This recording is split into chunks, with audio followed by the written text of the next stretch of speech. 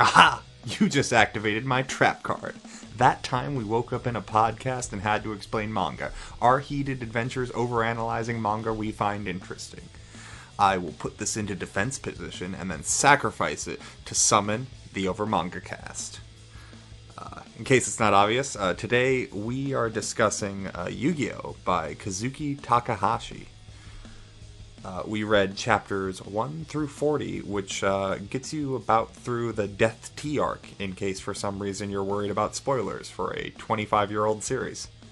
Anyway, I gotta get out of here, or else I'm gonna be banished to the Shadow Realm. So go ahead and enjoy the show.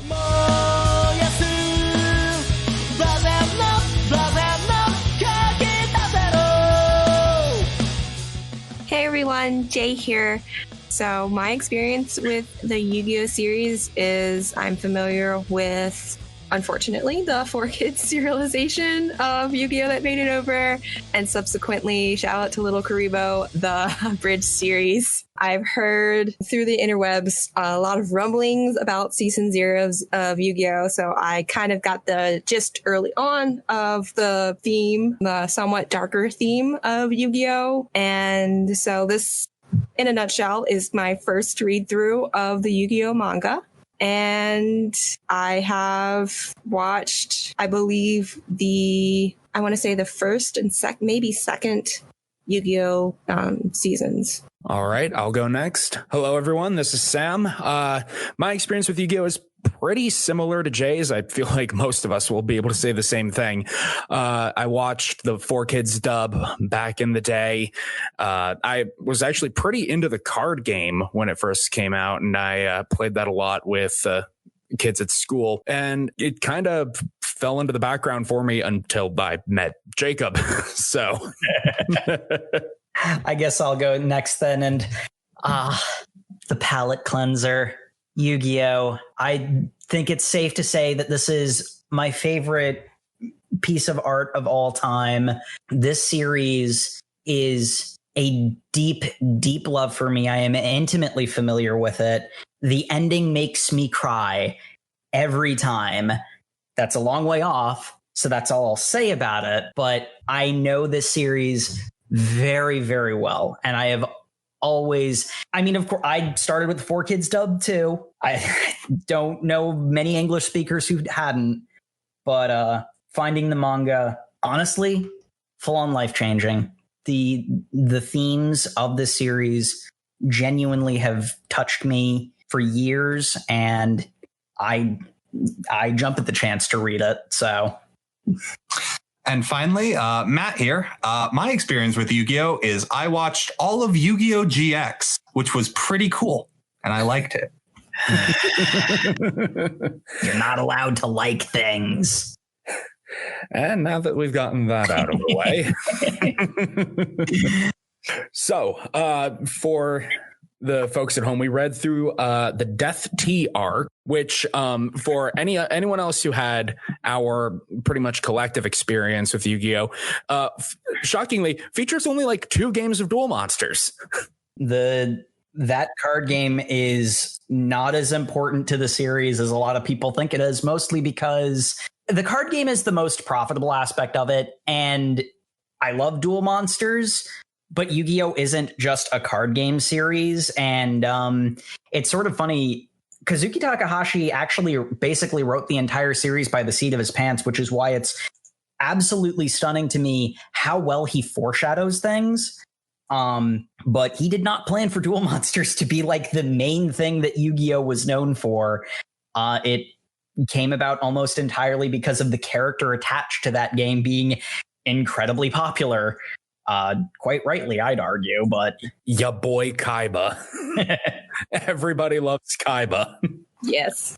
But we are not quite there yet. We open up with our protagonist, Yugi Muto, the boy of the ultimate anime protagonist hair. The hair that every other anime protag has been chasing and will never catch. Everyone else in this series, normal hair. Except Yugi. Yugi's hair is literally lightning in a bottle because that's what you need to actually get hair to stick up like that. You're walking down the street, it's like, there's my anime protagonist. Mm-hmm. And like any anime protagonist, we first get introduced to him and he's beaten up by bullies. Mm-hmm. As is tradition. Bullies who become very well-known characters, Jinochi and Honda. I did appreciate that the translation that we read specifically had little asterisks next to it saying, yeah, this is Joey and Tristan in the show. Yeah. We're not going to call them by that, but here, now you understand. In all fairness, Joey is an acceptable translation of Jonichi. I was just going to say, as much as I find it weird and at times irritating, like, why did they change Honda's name? Why did they change Anzu's name if they weren't going to change Yugi and Kaiba? I feel like they didn't change Anju's name just because maybe in the Western audience that wouldn't be considered a feminine name, you know? I don't know, but like why change Honda's name if you're not going to change Kaiba? You know, Kaiba is very foreign sounding. I made a point of when I started reading the manga to actually learn how to pronounce Jinochi correctly. It's not easy for an English speaker. So Joey is a really good, and like, you know, speaking of like translations and way of conveying the character to an English audience, the whole Brooklyn Rage accent thing honestly kind of fits his character. Yeah. Like, he also still has the accent in the manga. Well, because that's, I mean, like the, you know, I mean, we all know little Karibo, you know, mentioned previously. He, you know, upped it for the comedy's sake, but like that is a case where, because it's like, it's a city punk translation. The 4Kids translation is the problem. Like what they changed, what they like, the phrases that they messed with, the things that they cut out, the guns they edited out, pointing menacingly. But the voices themselves, like I hear the 4Kids voice actors when I'm reading the manga. You know, I sound like Brock from Pokemon. It is like that's hilarious, but that's Kaiba's voice to me. You know, that's Dan Green is Yugi to me. So good with the bad, I suppose. Mm-hmm. But the thing that Jinochi and Honda are bullying our boy Yugi over is his ultimate treasure, a box, or more importantly, what is in the box, the pieces of the Millennium Puzzle. Which it consistently blows me away in this, just how tiny Yugi is. Yes, it's a trope often referenced. He's so tiny. That box is the size of his entire torso. He's like 3'9" and he's supposed to be in high school, which, to be fair, the series does make a point of pointing out and making jokes about.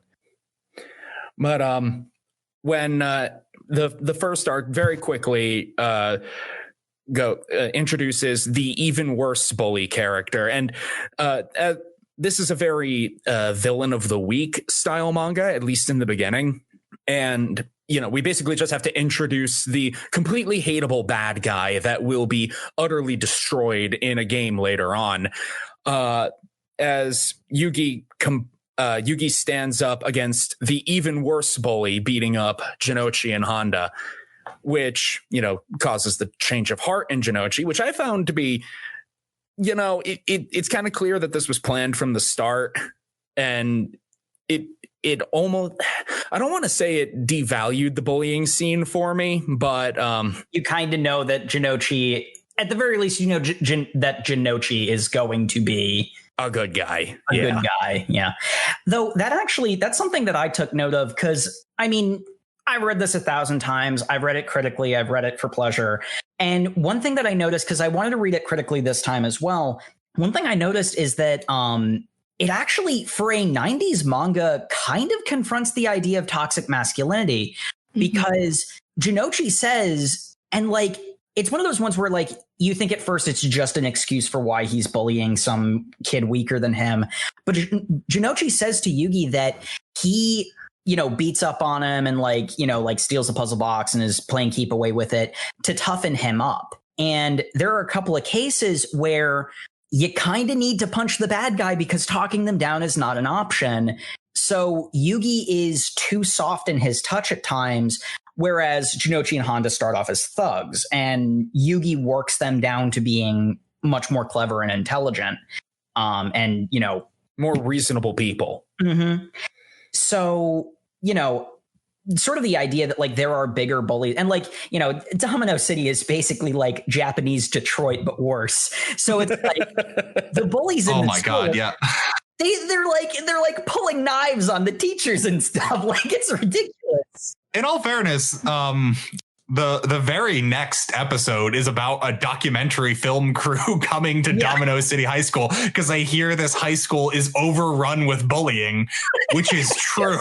Which is true. It is. But before we get to that, we need to talk about Yugi finishing the Millennium Puzzle because Jinochi has his turn of heart and gives back the piece that the like final critical piece that he stole, and completing the puzzle awakens Dark Yugi, or as we love to call him, the Murder Goblin. I love Murder Goblin. Dark I Yugi. love it. But he's officially named Yami, right?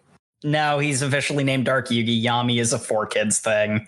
Yami just means darkness in Japanese, but every decent translation calls him Dark Yugi. Yeah, that's what I'm trying to do, the translation.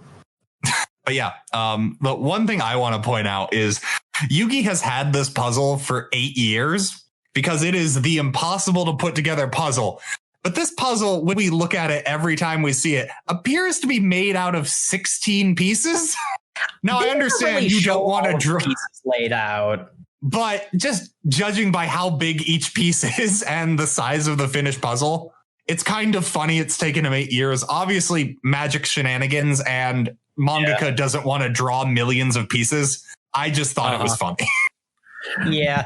There's also the bit in Yugi's dialogue of, oh, you need to like twist the piece this way, which implies that it's not just, I mean, we know it's a 3D puzzle, so, and it's almost certainly not hollow from what we see Yugi use it for later in the series. So he probably had to build it like from the inside out, which would be a headache and a half. Look, I'll have you know, I got a Yu-Gi-Oh! Millennium puzzle toy from Taco Bell back in the day, and I put that together in 15 minutes. All 5 pieces. But it does awaken the Murder Goblin, Dark Yugi.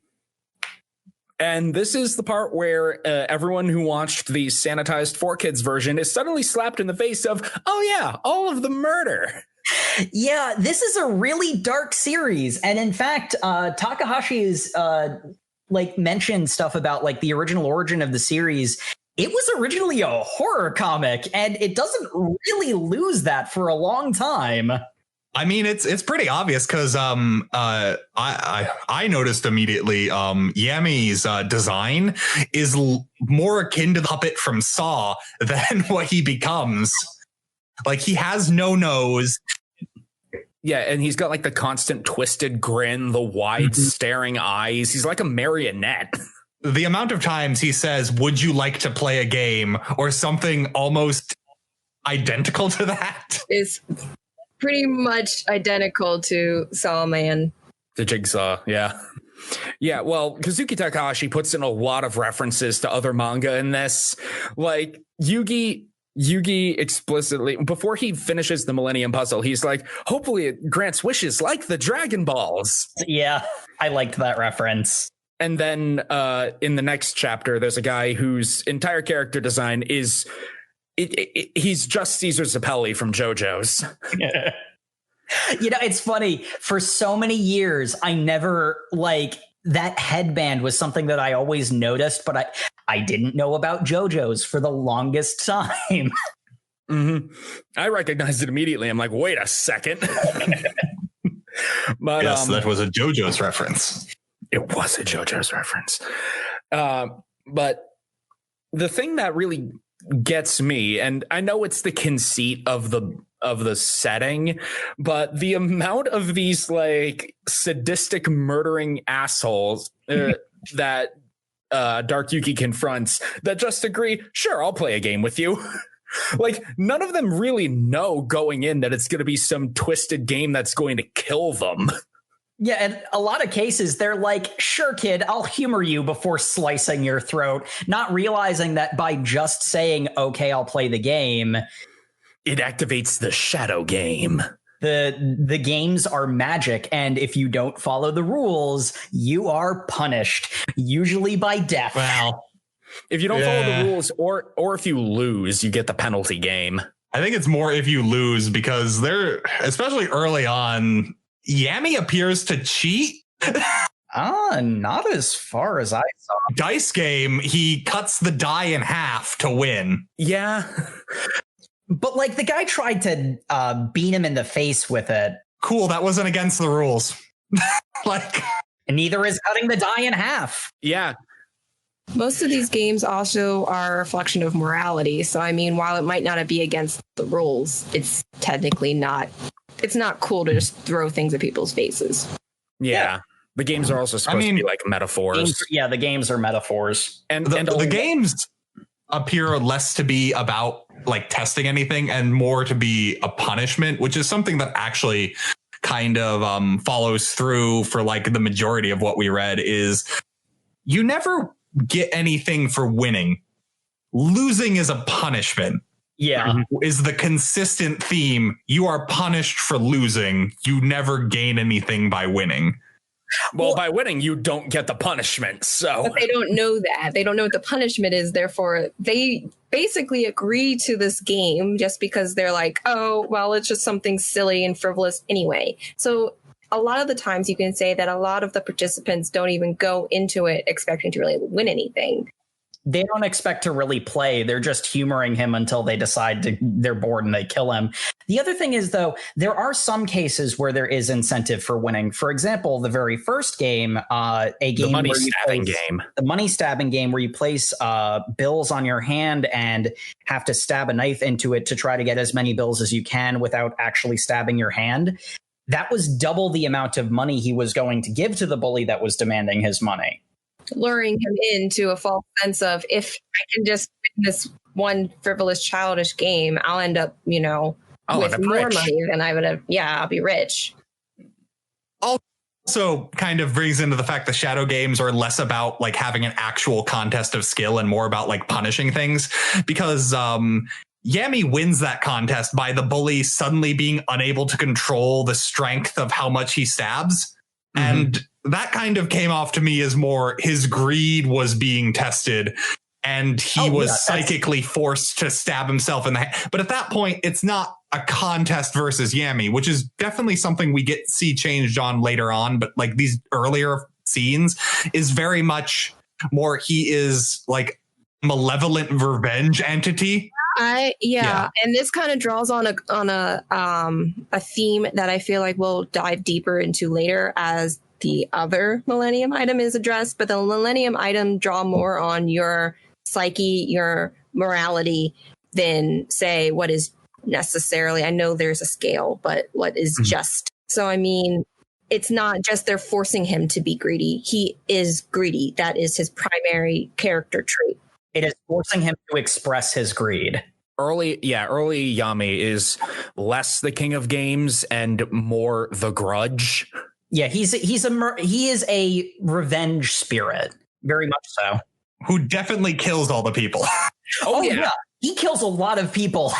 Like the guy that plays the money stabbing game, you could reason that he doesn't die because he just starts hallucinating money everywhere. But given the intensity, he's never going to eat. Yeah, the intensity of the hallucination implies he's never going to go. He's going to be in a psych ward for the rest of his life. Yeah, they'd have to put him on an IV drip for him to survive. At which point, it's a fate worse than death. Plus, it's Yu-Gi-Oh! So in order to get into the hospital, he'd probably have to play like a shell game in order to even get a bed.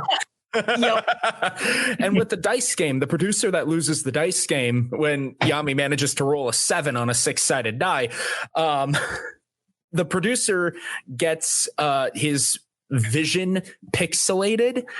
He's effectively blind, and given the way that in a Domino City parking garage, there's no way he's not getting run over. Or mugged. Yeah. Or mugged. That was my first thought. Because as is established, Domino City has a rampant crime problem, and I don't think we ever see a police officer. No. We see a correctional officer get freaking murdered. Yep, that's a thing that happens. Yeah, For kids. Convict 777. Roving street gangs is their police. Pretty much. We have a solution. There are police officers in the prison and nowhere else. So the second you get out of prison, you are scot-free. Mm-hmm. Yep, that's about right. I did enjoy the silence game, if only because I personally hate people who play their stupid music too loud. And yes, I know I'm a hypocrite in this regard, but just seeing that stupid jerk in his Elvis costume. Were you triggered, Sam? I might have been a little triggered, but it was really cathartic seeing him get beaten.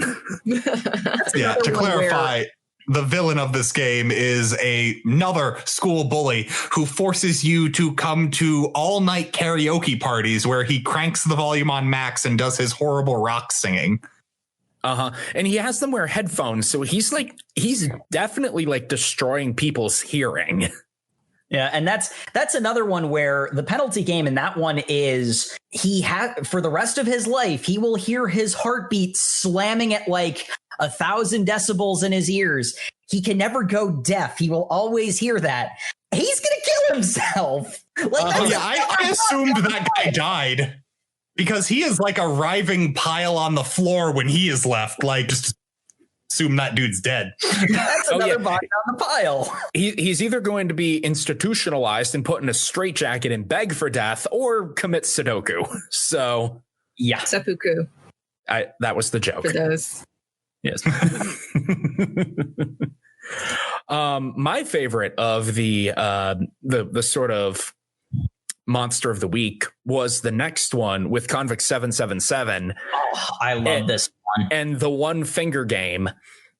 It's in this one where Anzu finally gets a Taya for the rest of y'all gaijins out there. She finally gets a bit more of a starring role, other than just being the one that goes, "You boys stop being mean to Yugi." Other than being the girl. Other than being the girl, yeah. But this is also the part where we learn that Domino City is a cesspit. Domino City High School is a gulag because you're not even allowed to have an after-school job without getting expelled. Is that a Japanese thing? I'm assuming this is a public school thing. Yeah. Japanese, like private schools, I could see being able to enforce that because they want you to focus obviously on study. Studying is first and foremost, so they don't want you, quote unquote, getting distracted. Given what we learned later about Jinochi's home life, I don't think he's in a private school. Yeah. Just the state we see Domino City High School in, that's definitely an inner city high school. Which brings up the really weird question of why Kaiba was there, but we'll get to that later.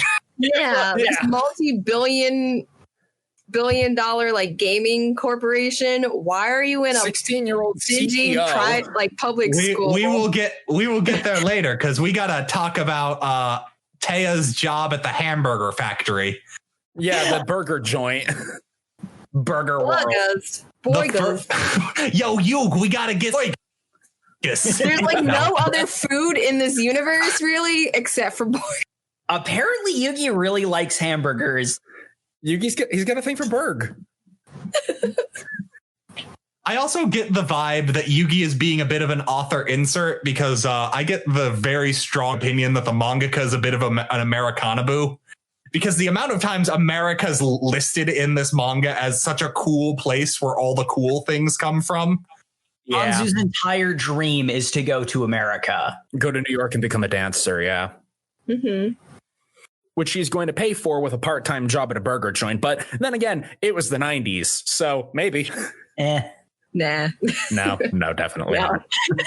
We get Convict 777, a mass murdering, just generic super evil criminal. With really good luck. Yep, that's right, because he's a convict number 777. And after breaking out of high security Domino City jail, his first thing he wants to do is hold a hamburger restaurant hostage so they will make him a burger. No, not to get a burger. He wants cigarettes and vodka. Yeah, he's been out in the wilderness for like days and days. So he's like, damn, I could really go for some smokes and vodka. Not even really food. Mm-hmm. So basically, he holds the entire place up. He has Taya sit next to him as his hostage. And because he's like, oh, well, I'm holding the waitress hostage, I need some other loser to go into the kitchen to grab their vodka and smokes, as all good restaurants have in the kitchen. Yeah. So he picks the weakest scrawny kid, which also sets up something real funny because for the longest time, they don't like showing that Yugi has a physical transformation when he transforms. And they kind of just gloss over people seeing that and noticing. But Joey is specifically kept out of the loop in this one because when everyone's on the floor, he is specifically behind a really fat guy he can't see around. Yep. So Joey sees none of what goes on. And Anzu's been blindfolded by the convict. Mm-hmm. That's right. So she does not know who the Let's Play a Game hero is. But man, he's got a confident, sexy voice and he saved her. So she's like, oh, he must be so handsome. She starts crushing hard for Yami without even knowing who he is. Yeah. I don't blame her. Which sets up the fun. I considered it to be fun anyway. The dramatic irony of Yugi is crushing on Anzu and Anzu is crushing on his alternative self. Yeah. Which even he is not aware of. Because until Death T concludes, every time Yami comes out, Yugi effectively blacks out and doesn't remember any of this. Which is probably for the best, because then he has plausible deniability for all the murders. Yeah. Because the conclusion of this game has someone being immolated. The one finger game is you can only move one finger on your hand, and the convict is holding a gun on Yugi while pouring himself some vodka. And he chooses his index finger as the finger he's going to use for the game. Yeah, the trigger finger, yeah. But he's like, I got my smokes. I can't move my hands. And the kid said he's going to use his thumbs. So, hey, kid. He's pouring vodka into a glass. Yeah, so, hey, kid, light my smoke. Okay. And Yami lights the cigarette lighter and then drops it on top of the guy's hand and walks away. Yeah, he places it very carefully on the hand that is pouring the vodka. If he moves in any way, including the recoil of firing the gun, the lighter will drop, and he can't stop pouring the vodka either, because if he stops pouring the vodka, he'll be tilting his hand, which will drop the lighter into the vodka that is now pouring into his lap. And they make a point of noting it's Russian vodka, 90% alcohol. It's like 180 proof. What the hell? Why would this be in a burger joint? Because burger joints have vodka and smokes. We've established that. Russian vodka and smokes, not Smirnoff. Yeah, because it's a burger joint. It's a burger joint in Domino City. I buy that. Yeah, I just love that. Obviously, the conceit that it's a shadow game, and if he broke the rules, he would have been punished anyway. We've been over time and time again. The people in shadow games don't really understand they've agreed to. So I don't understand why he didn't just attempt to flip the lighter off, because clearly he kind of just immediately accepted his fate, burned to death. And burned to death he does, because for a start. Go ahead, Jacob. The thing about him not like throwing the lighter or something like that, part of it is the shock that he somehow lost a game where you can only use one finger, and he picked his trigger finger as the finger he's going to use in this game, and he still somehow managed to, he would at best tie and still be dead by the end of it. So the shock of that, like he drops the cigarette in his mouth and that's what lights it, not the lighter. Mm-hmm. But then the other thing is, to some extent, yeah, the shadow game would probably prevent him from like flinging the lighter, but also he's like strung out and not exactly in good condition. If he tried to flick it, it could just as easily just slide off of his hand and light him up anyway.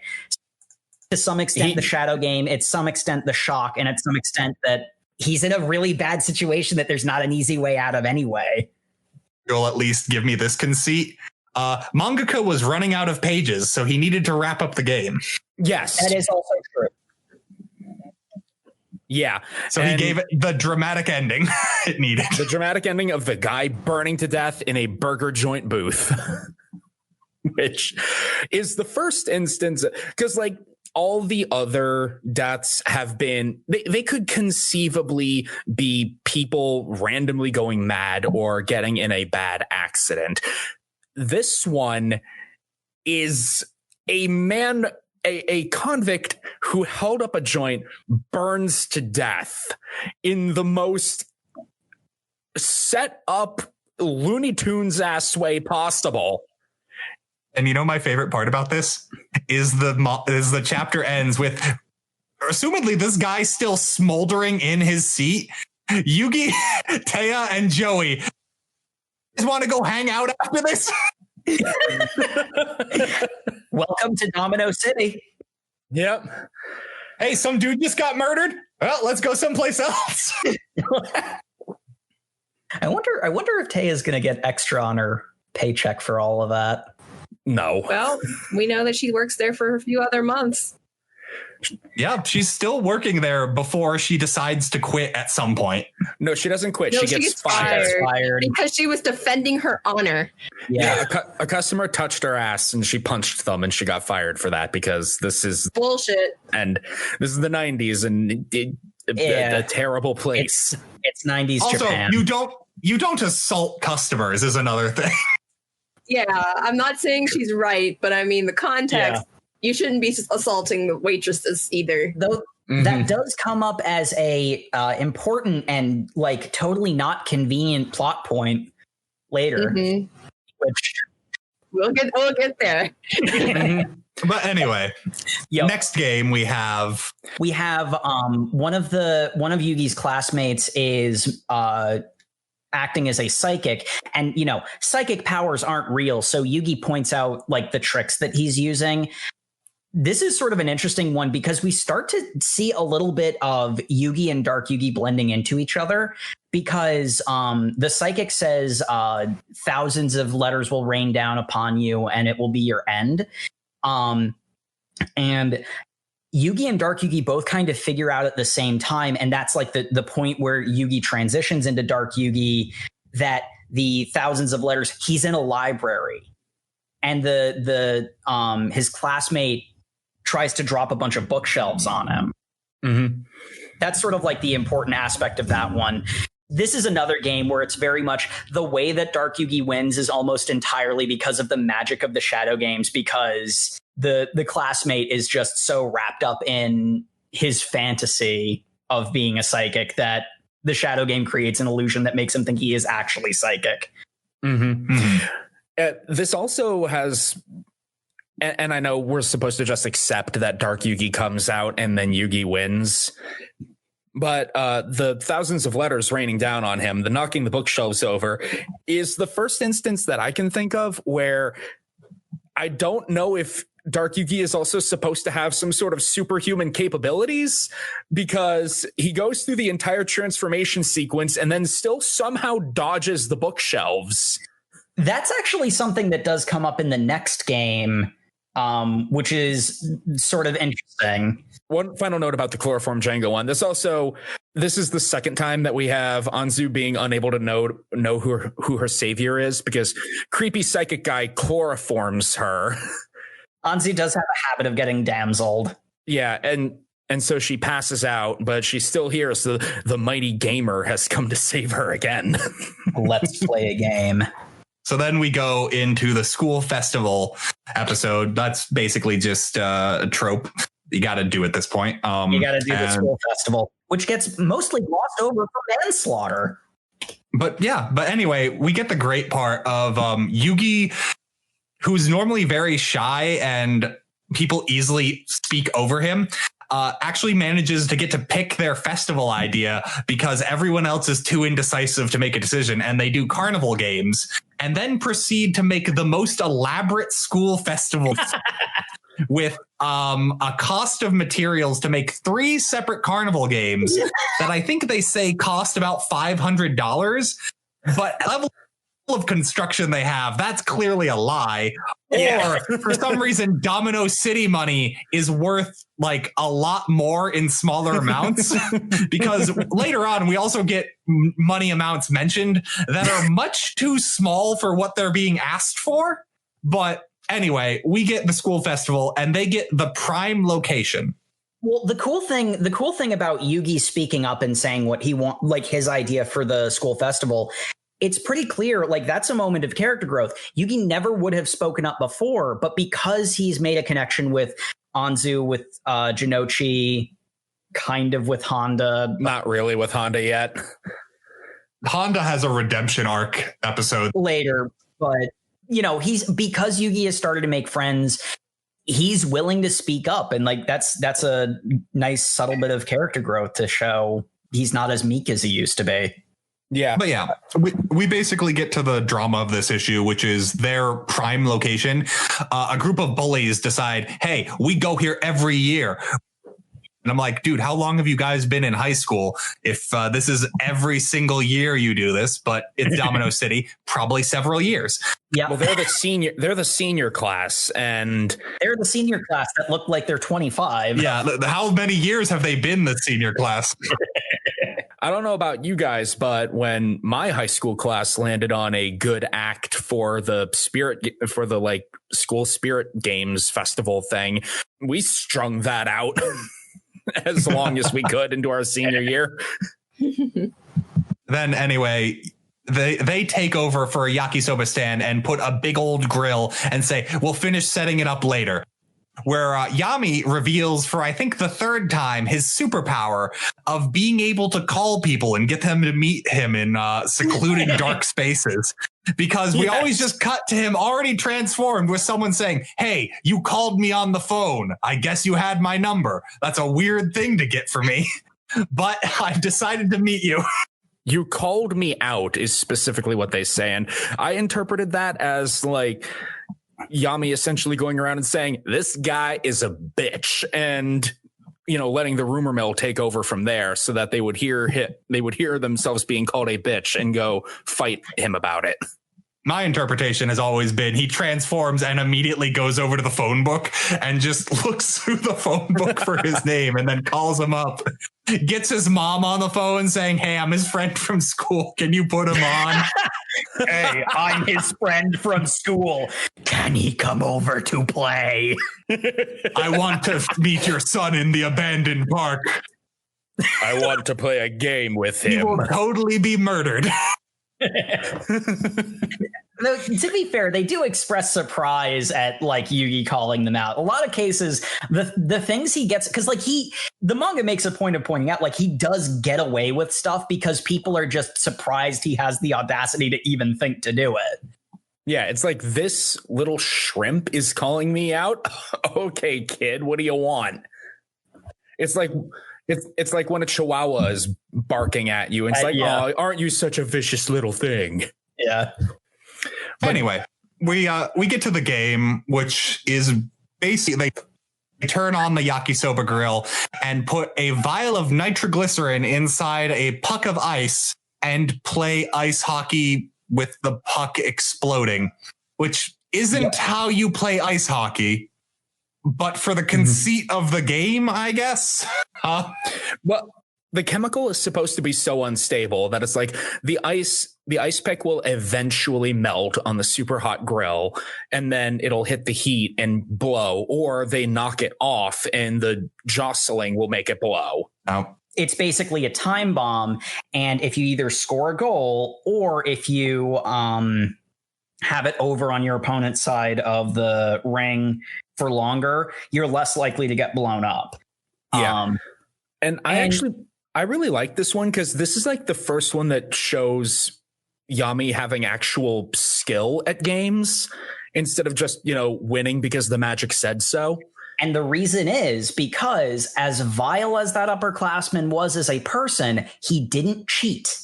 Mm-hmm. He simply used his physical strength to his advantage, which is absolutely within the rules. Yeah, the guy was just so strong, and even Yami couldn't, keep battering back the hockey puck. I thought that he was just going to like game of attrition it and, do the standoff of, oh, I'll just keep it on my side until it's about to sizzle down. But no, Yami pulls one better. He intentionally starts putting chips in the puck so that when the guy slams it, it cracks in half. And blows them up. Yep. And blows them up. And I thought that was super clever. It took me by surprise. And yeah, the king of games actually being super skilled at what he's doing instead of just letting the magic win. He's the protagonist. He wins. Yeah. And that actually goes into something that we mentioned before with the idea of whether or not he has superhuman powers. He does have magic powers. Like in the very first game when his opponent in that game tries to stab him instead of the money, he leaps sky high. And the guy points out that, like, how did you do that? That's like full on superhuman. And it's the magic of the shadow games. When someone cheats, it gives him supernatural powers to, punish them and not let them get away with it. Whereas in the case of this game, because his opponent didn't cheat, he had scrawny Yugi's body. Dark Yugi couldn't, beat him. MacGuffin his way out of it. Yeah. And then we get the guy. He explodes. We get another confirmed body count. Because he never gets investigated. How about that? He explodes. Man, living in a pre-9/11 world in this manga, because there is an explosion on a school ground that results in severe maiming, probably death, and the school festival just goes on the next day.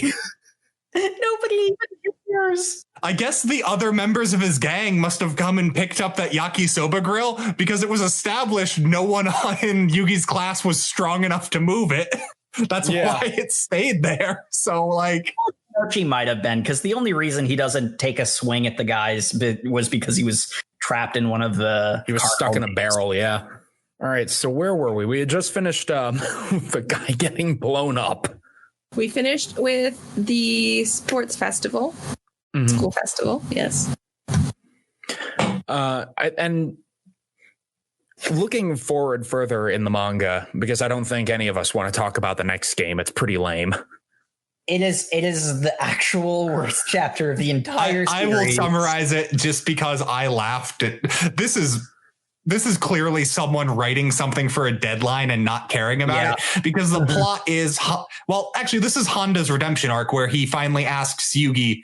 People remember Honda as a character for the first time because he has not been seen since the beginning. And he has asked Yugi for help confessing to a girl called Ribbons, his crush for her. Oh, Yellow Ribbons. Which they decide the best way to do that is the way Yugi's grandpa got his grandmother to notice him, which is a blank puzzle where you write your confessions on. This puzzle is then put in a box, snuck into the girl's desk, and unfortunately, a teacher who is a hot woman who gets just off on like people wanting her but being distant, is upset that a date didn't go well, so she decides to take it out on everyone in class. Apparently she's known for expelling people at the drop of a hat because this is Domino City. They probably deserved it. And basically she does a desk inspection, finds the box, goes, well, dating's against the rules. I guess I'm going to have to expel you unless the boy who did it wants to admit to it.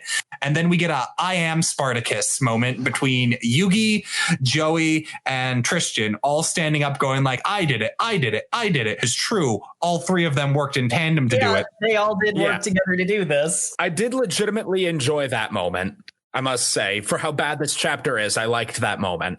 But the problem is that's such a good moment because at this point we've spent 75% of the page account establishing that. And I know what you're thinking. We haven't even talked about what the shadow game for this chapter is going to be. That's because this woman puts together this puzzle in like 3 seconds, except for the last bits that was signed, is assigned Honda's name that would reveal that he's the one who left the message and he would get expelled. She apparently solves puzzles the way a computer would, from left to right, up, down. But that's neither here nor there. And so basically, Gynoid detected. Yugi transforms in the middle of class. No one notices this. It's never explained why, because I think this very, very much rushed. And he goes, I challenge you to a shadow game. He doesn't even say anything. He does not even challenge her. It's all in his head. He just transforms. He doesn't even say he challenges her. He just says, by the power of the Millennium Puzzle, I make this a shadow game. It's so dumb. It breaks every rule. I don't think there were any rules. I think this just establishes that Yami Yugi, early part of the series, was just a little murder goblin that cursed people who didn't play his games right. And this chapter confirms it because he straight up just curses this woman because she solves the puzzle, but that was the wrong thing to do. And by winning, she has her makeup turned into puzzle pieces and it falls off. And she is cursed to never be able to hide her true face again. She's just always this snarling witch, yeah. He just uses his Millennium Puzzle to curse a woman for winning the game he challenged her to. Yeah, and I love it. It's never spoken of again, and nobody was sad about that. And then the girl doesn't even accept Hana's proposal for a date. Yep. She could do better. Honestly, yes. Yes, she can. I don't need to be caught up in their shenanigans. You're not even a main character in your manga. But like the griddle ice hockey is like kind of the final moment where we see Murder Goblin Yami, because as that chapter demonstrates, the line is really beginning to blur between the two of them. Like Yugi has gained some of Yami's confidence, and Yami's, edges have been sanded down a little bit by what a little cinnamon roll Yugi is. At this point, basically, he's calling off being in control with enough time for Yugi to call the ambulance for whoever is lethally injured to maybe make it to the hospital in time. Which we see in the next game, the Lair of the Scorpion. And like with a lot of these next games, I get the strong feeling an editor finally stepped in and go, and, hey, maybe we can tone down on all the murders in our shonen manga. Yeah. After this, we get a lot of like after he wins the game. And this is why I say editor and not his decision, because the explanation for why the giant full page spread of the murder then gets explained away in a tiny panel the next time. Like, by the way, I don't think he's actually dead. Feels very, very much like he didn't want to put it there, but is making a concession. He's obligated to not have the main character slaughter every third person he meets. But yeah. Sam, you were saying we were going to talk about the story that's basically Macklemore's Wings. Yes, it is. That is completely true. Random note. I actually have been playing a bunch of Yu-Gi-Oh games, and I noticed they actually draw Jinochi with the sneakers from this chapter consistently, like in other material. Do you think that's part of their America boo? Like, Americans wear sneakers. Americans eat burgers. Oh, it is, isn't it? It absolutely is some of the American boo-ness, because the obsession with sneakers, the incredibly rare Air muscle shoes, because we can't call them Air Jordans. We don't have enough money for that license. But yeah, Joey wants some slick new Jordans. And the fact that Hanasaki's father also is America businessman. America. Yeah, there's a lot of Westabilling going on here. But they go to a sleazy back alley dealer who's got a scorpion motif in order to get these shoes for Jinochi. And they like pass a homeless guy. And I just like, I every time I see the panel of Yugi asking, is it safe here? My response is, you're in the Domino City limits. Of course it's not safe, Yugi. But this chapter had an interesting little subversion to start off with, because we get a game right away. It's the sleazy shop owner being like, I only sell these shoes to people who have the guts for it. I'm going to put a scorpion in the shoe. And if you are brave enough to put your foot in, then you're worthy of being able to buy them. And the scorpion's fake. The scorpion's real. He has a pet. He has a pet scorpion. Yeah, he doesn't put the scorpion in the shoe, but maybe I misread it. I thought he had two scorpions, a fake one and a real one. Maybe he does actually.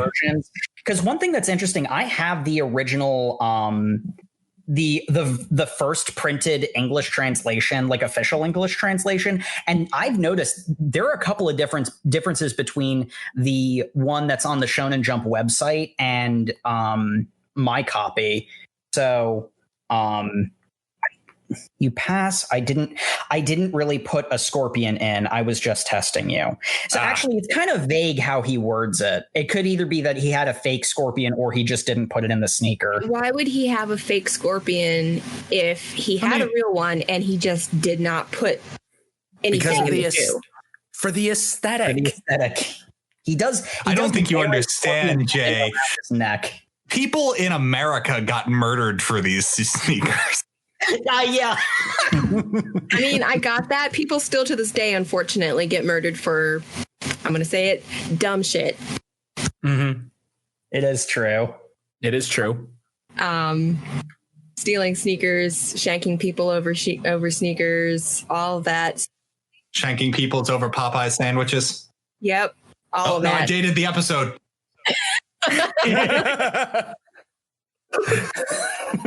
It's fine. But yeah, this is another one where like it's sort of like this is a 90s manga, and one of the things I noticed is like it's not exactly like pro Jinochi for like risking his life over shoes, you know?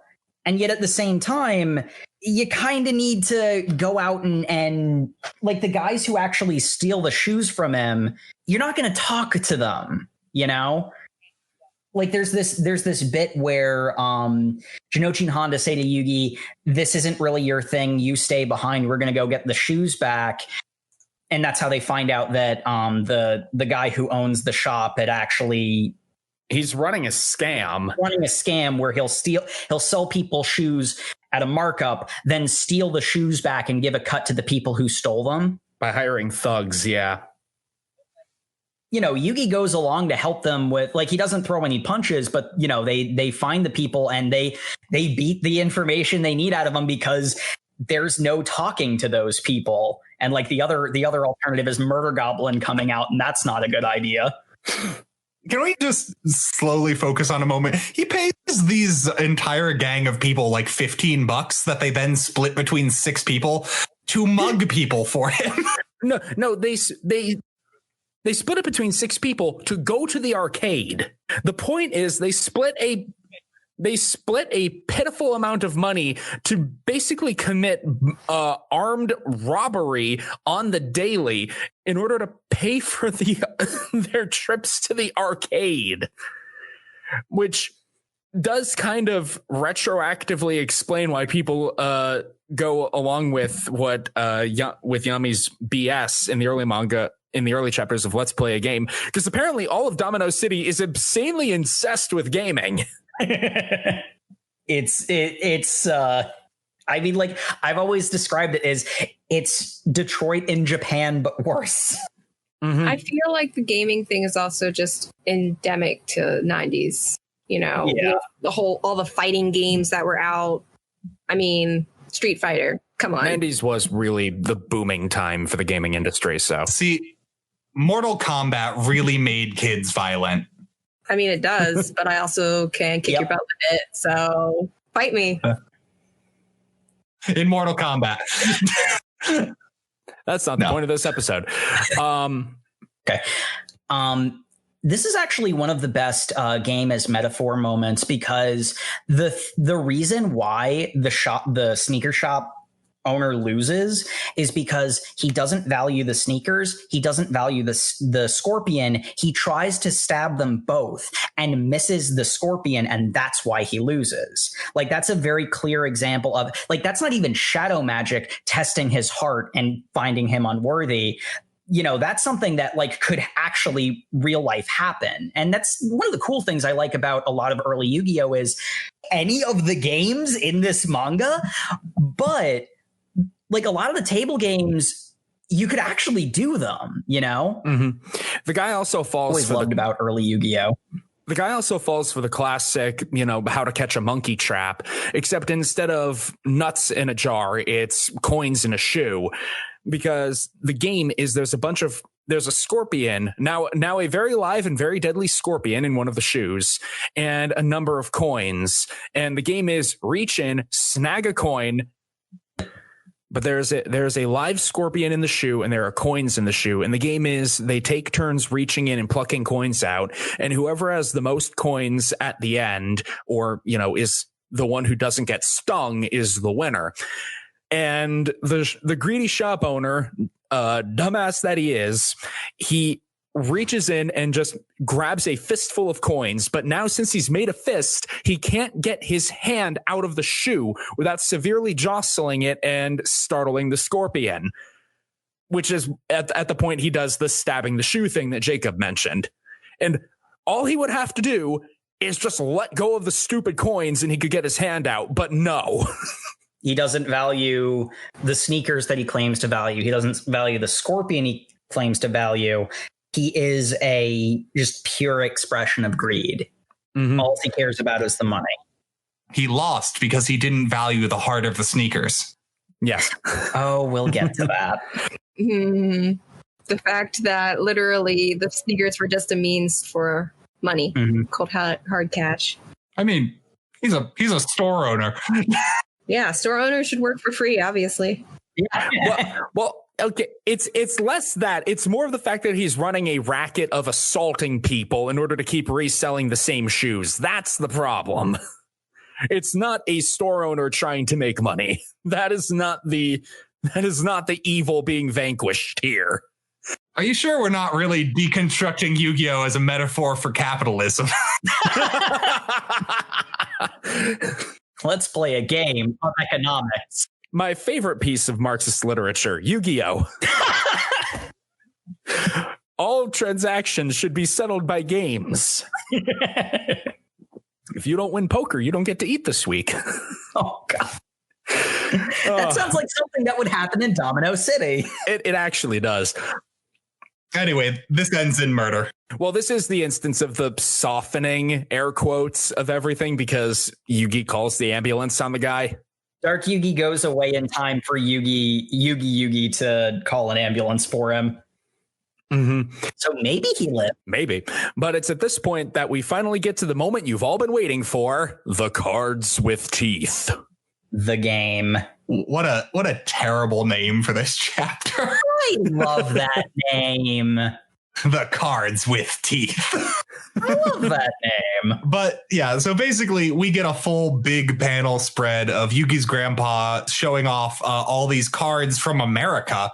That is a very popular game over there. That people sell their houses for rare cards. And Yugi feels the need to chime in with like, there's a very small Japanese audience as well. And no one pays attention to that comment, which is perfect Yugi. It's basically the opposite of what happened in real life. Yeah. What we get is we get introduced to duel, which especially at this stage seems to be blatantly like a Magic the Gathering reference, which considering it's being mentioned as a two-part game makes a lot of sense.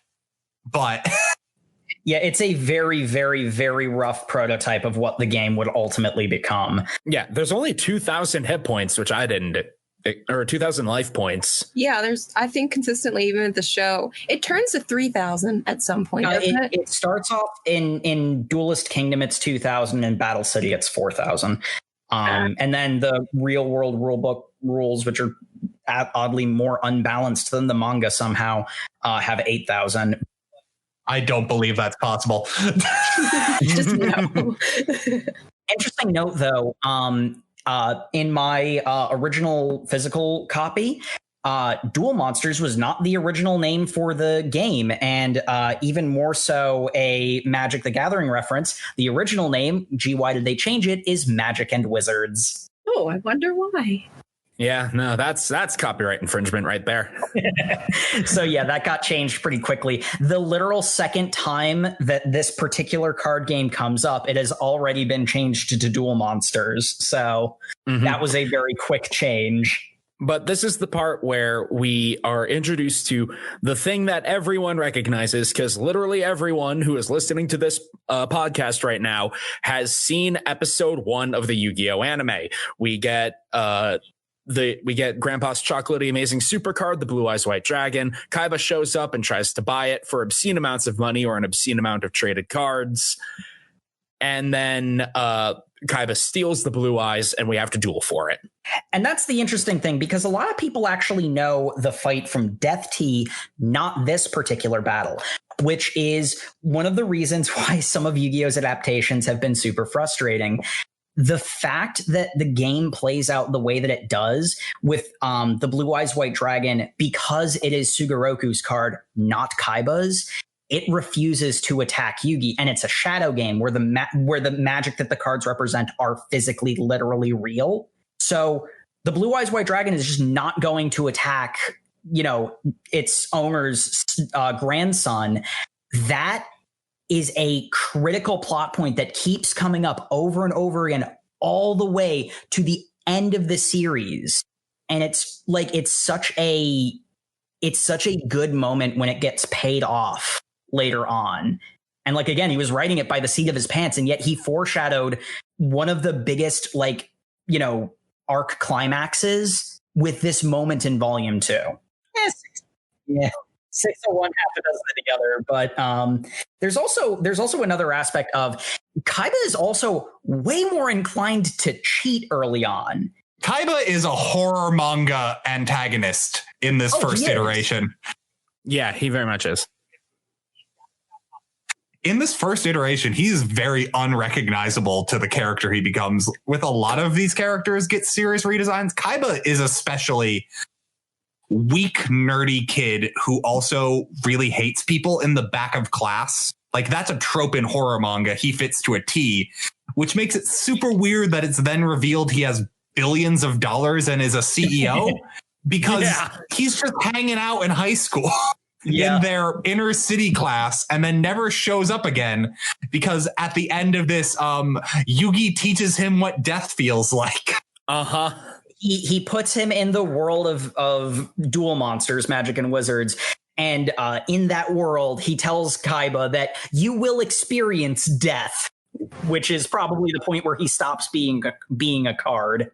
But the other thing that's sort of interesting about Kaiba then versus Kaiba, the character he becomes is, and this is something that whenever I read, Death Tea Kaiba and Cards with Teeth Kaiba, one of the things that I notice is Kaiba's false face is something that he completely sheds after Death Tea. He is so good at faking liking you that he can convince you after the last time he tried to murder you, oh no, that was just, that was a misunderstanding. That's not the Kaiba that people know. That's not the Kaiba, that's not the character he becomes later. And when we get into Death Tea, we can talk about why that is. But it's sort of interesting that the fake smile is so alien to the famous version of Kaiba. Yeah, I want to hear Jay and Matt's take on just the duel in Cards with Teeth, because I know when I read it, this was my first time actually reading the Cards with Teeth chapter. So I knew Yugi was going to pull through. I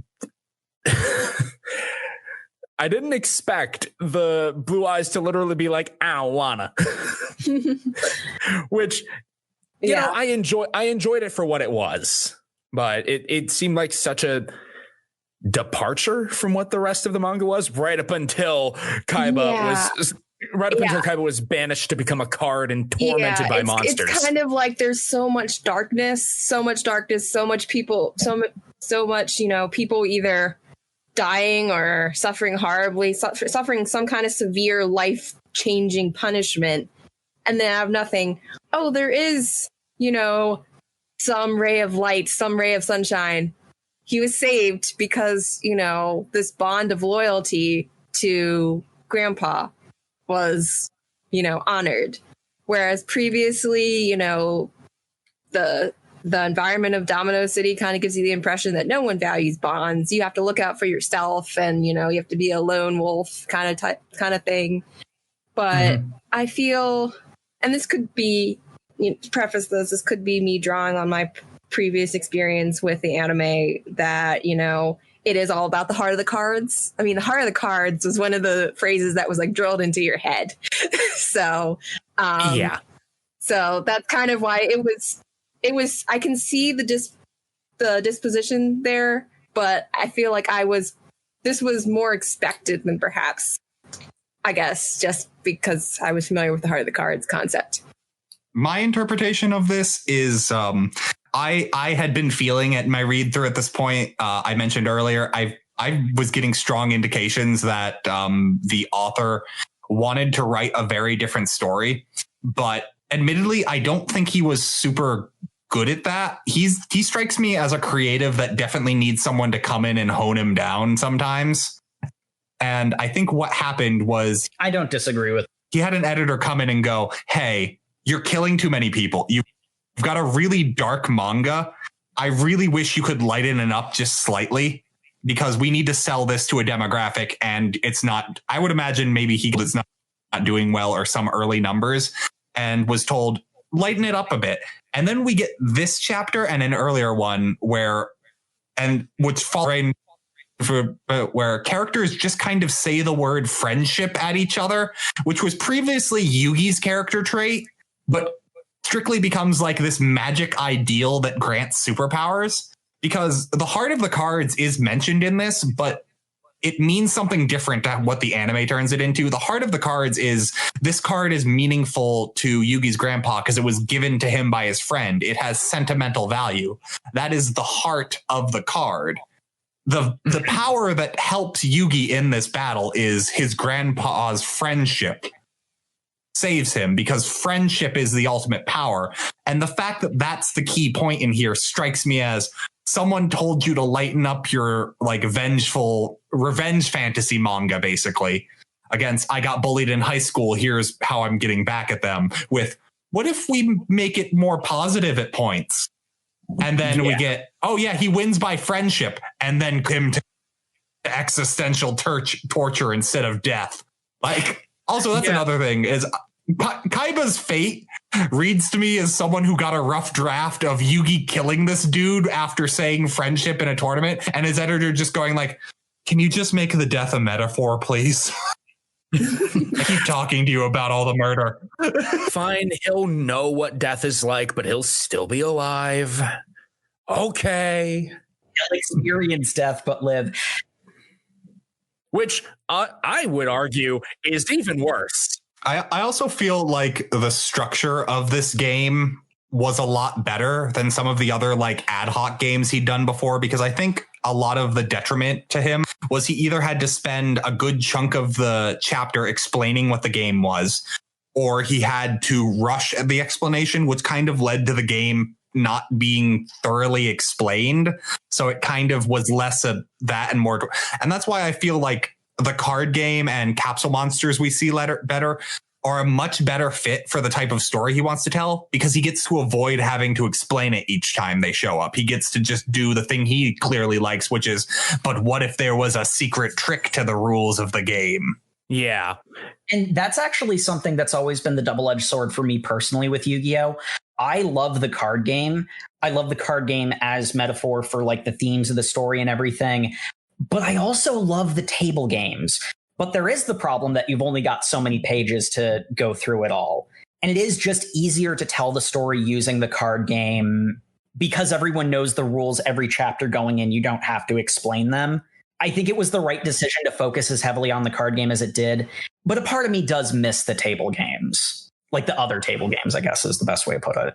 Yeah, prior to this, and I suppose I should have mentioned this at the top of the show, but prior to this, my experience with the Yu-Gi-Oh manga was reading Yu-Gi-Oh R, at which point Duel Monsters was the established thing that just always happened. So getting to see the various ad hoc games was super interesting. And like I said, my favorite one was the Griddle Ice Hockey. So Yeah, I understand where you're coming from on this, Matt, and also Jake. So I kind of share a mix of those two opinions.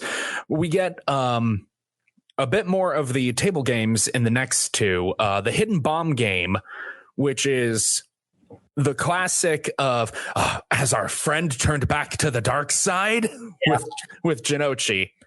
We get some backstory for Jinochi, and that's actually something that like I guess I paid more attention to Jinochi in this particular read because I kind of forgot how much of a lovable dork he is.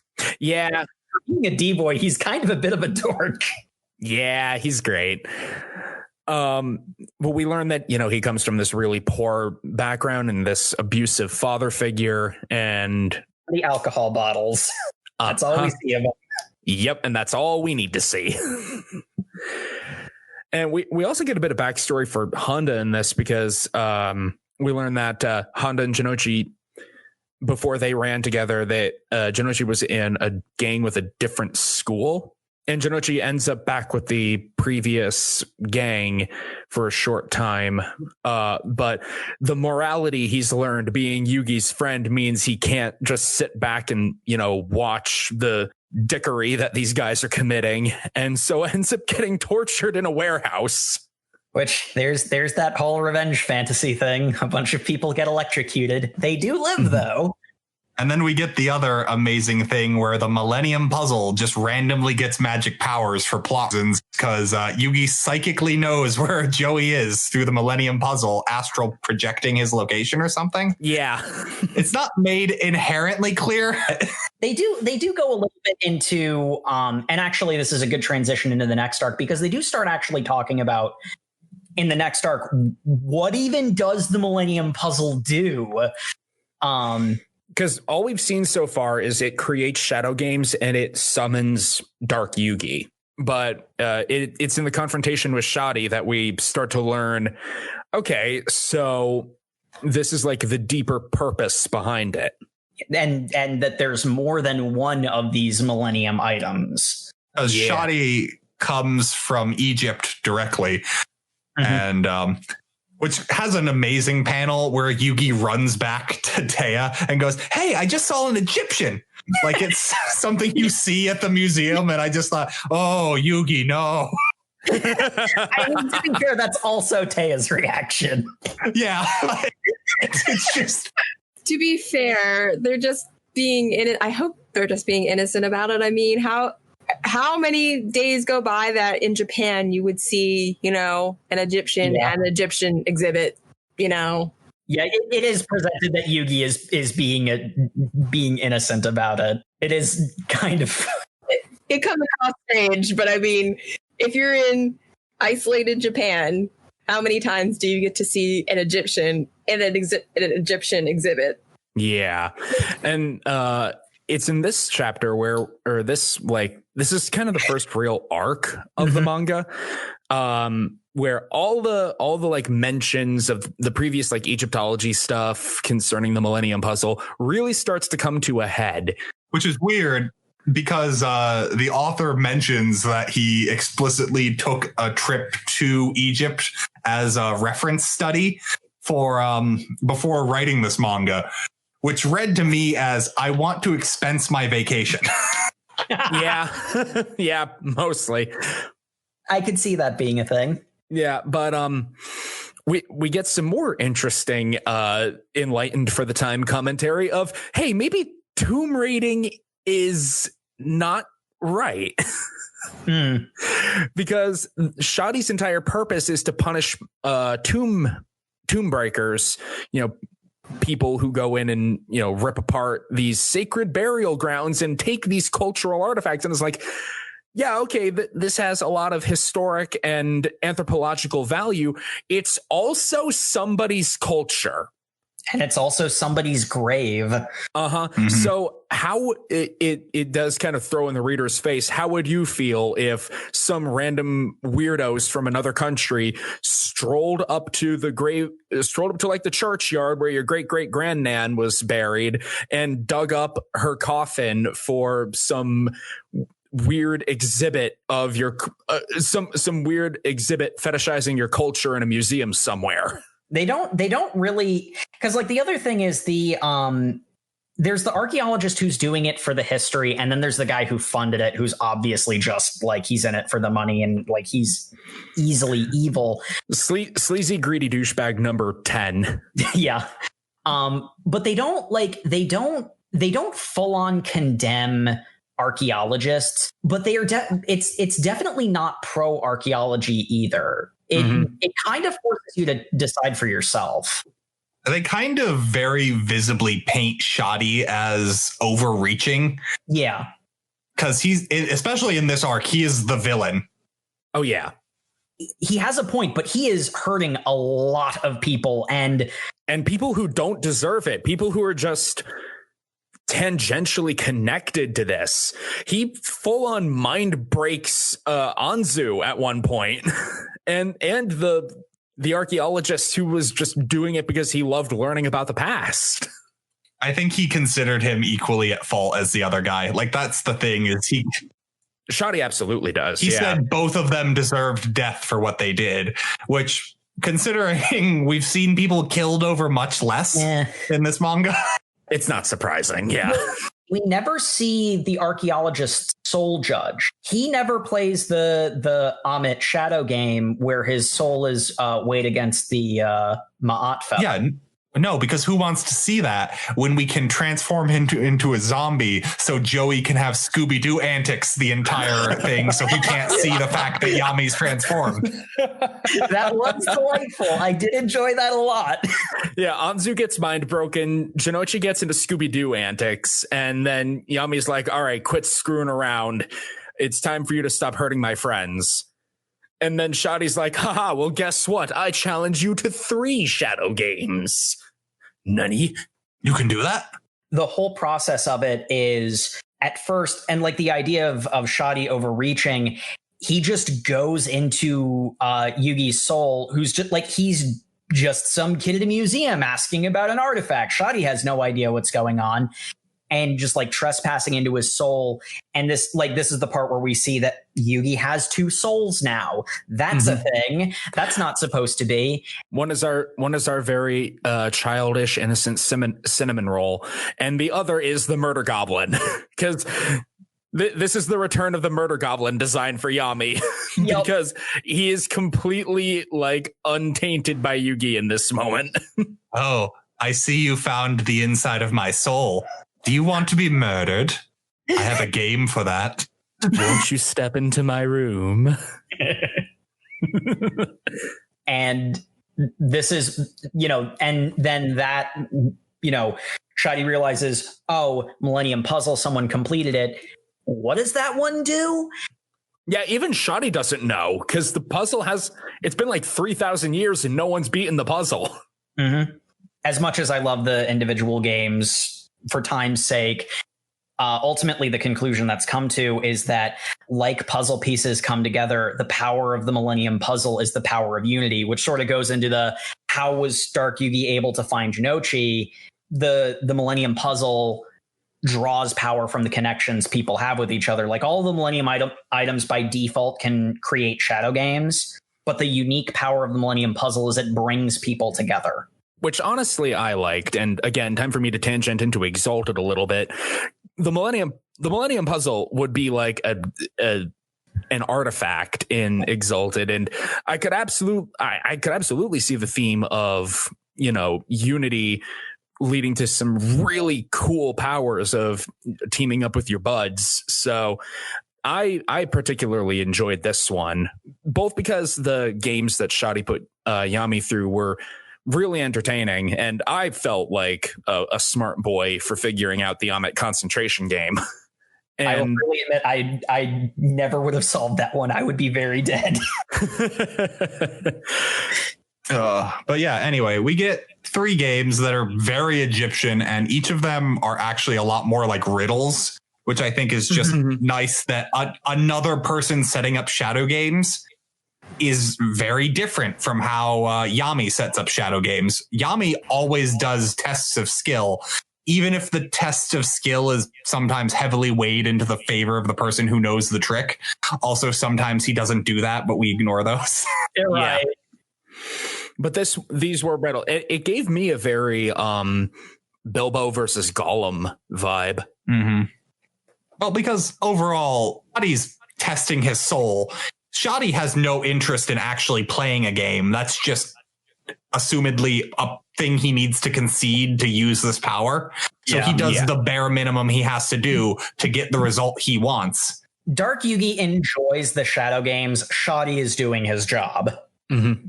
But anyway, it's revealed that Shoddy doesn't believe friendship's a real thing and is shocked to find that out. And because of that, loses his shadow game and goes, well, I guess you've got your friend back. I'm going to dip before you decide to get angry that I killed all these people, and then leaves. And yeah, there's a lot of moments in this where make me think, okay, can everyone else just not see Shoddy? Because in the yeah.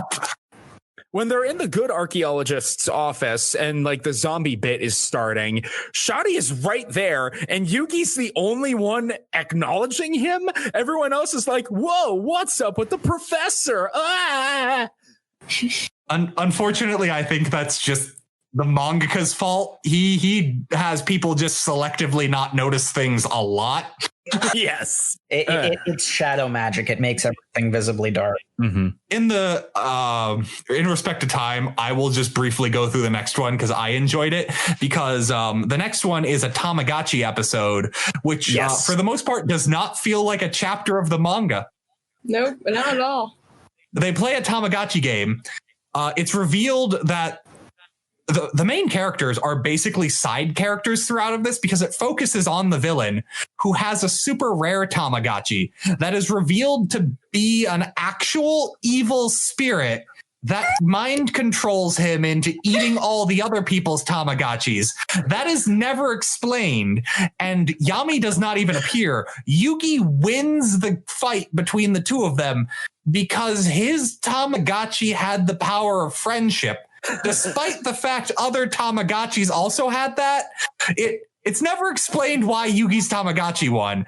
It's literally just a chapter of Digimon. It makes no sense. It feels like an idea that was half formed and then thrown in to fill a chapter, because, as I said earlier, Yugi and his friends are side characters in this.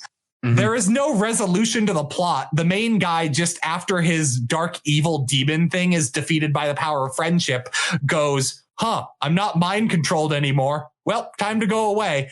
And then it's revealed that Yugi's Tamagotchi, despite the fact it won, was still a regular Tamagotchi. So it's going to die tonight. Here, you can have extra food pellets. Like, I'm going to watch The Last Night of Your Life. And we get the immortal line because we find out that these Tamagotchis can bone in order to create more powerful Tamagotchis of Jinochi going, Yugi, let's mate right now. Different versions have either mate or breed, and I don't know why you would change that, but okay. We get the idea, guys. We get the idea. They're both bad. We get it. You wanted to attract the yaoi crowd. There is definitely panels that seem to imply that. I'm not sure if they just made the friendship a little too strong at points. I don't know. I just wouldn't, ship Jinochi and Yugi. That's not my ship. Who do you ship in this, Jay? I'm curious. Seriously? Well, it's canon to do, Honda and Jinochi. It's canon. That's canon. It is canon. I guess Shizuka doesn't exist. No, she doesn't. She doesn't exist yet. Jacob, what are you talking about? We haven't read that. Yeah. As far as we know, Joey is an only child of an abusive father, of a drunken father, I guess. Mm-hmm. Yeah, and it's Kaiba and Yugi are the other ship. That's canon too.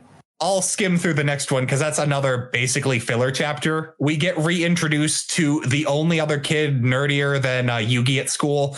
The fact we haven't mentioned him yet, probably.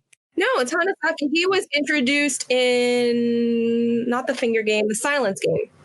He was introduced in the silence game, and he like tangentially appeared in several others. But this is the first one where like he matters. The first one where he's focused on since the silence game. And basically, this kid is an Americanaboo because he loves American comics. I don't know if he's an Americaboo or if he's tangentially an Americaboo because that's what his father buys him. He really loves the character Zombie. Yeah, and I get that. But I mean, if that's only because his father decided this is something he would really like, and he does like it, I'm not saying it's wrong. Well, no, his father gets him so much stuff because he expressed interest in it. Well, I feel like it's a little of column A, a little of column B, because in the flashback, his dad is like, oh, my poor, sickly, weak son. I need to do something to bolster your spirits. Hey, look at this really cool superhero I learned about during my trip to America.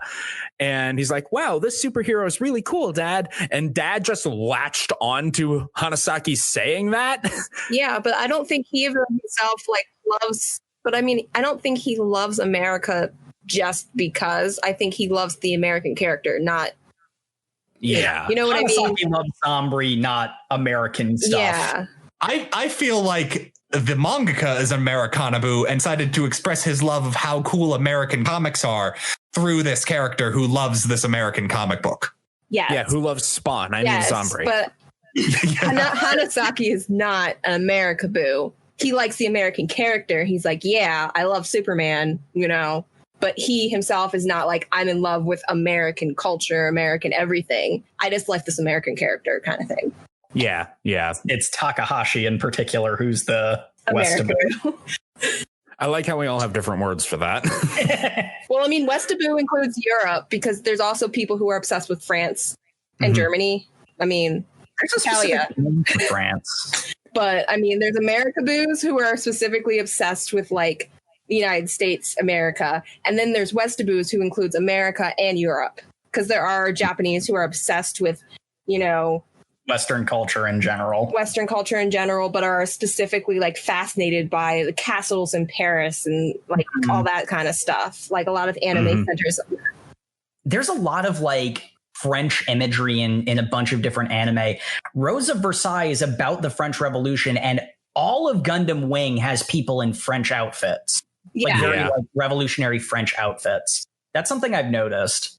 But I wouldn't say like if you're obsessed with American hamburgers and American sneakers and American like music, that's not Westaboo. That's specifically Americaboo. Whereas Westaboo encompasses some American things, but also includes Europe. That's fair. Anyway, the plot for this one's actually pretty simple. They decide to hang out with this nerdy kid for some reason after his comics are pretty cool. He's got a room full of this stuff. His father comes home and basically he dresses up as the superhero and decides to run out into the night where it's revealed his dad has paid a bunch of street punks to pretend to lose to him in a fight, which then devolves to exactly how your situation would go in Domino City. They know you have a lot of money. They ransom him. I don't think they would have done it for a lot of money because they ask for $4,000 to not murder his son. To not murder a child, yeah. Which he then goes, how could I possibly have that much money when he's constantly working overseas in America? And has enough money to just send a whole bunch of stuff home. And I'm just like, geez. A ton of memorabilia for this one character. But anyway, this is probably really easy to gloss over, and I'll just go through it right now because we get Yami come to rescue the kid and proceeds to do it because he needed spray paint, which is only important because he then lights the spray paint on fire on the dock they're fighting on, this crowd of kidnappers and him. At which point, at the end, he goes, haha, can you escape my maze of fire? This is a shadow game, by the way, because I felt the need. They just needed to make it a game somehow. There's several panels of Yami just randomly running around, spray painting the ground. And, the bullies the thugs for some reason just can't catch him as he's juking around, spray painting the ground. And then he lights it up and it's like, it's a maze and it's on fire. Can you escape with your lives? And then, they just run off panel and Hanasaki's dad shows up and They just jump into the river because this was on the riverbank, and then it's resolved. Hanasaki's dad admits, "Yeah, no, I totally paid these guys to boost you in a fight in order to bolster confidence. I'm sorry." And chapter's over. And then Yami ends the chapter with, "By the way, he was the one who was really strong. You should have had more faith in your son. I am going to my home planet now." And then the chapter ends. My people need me.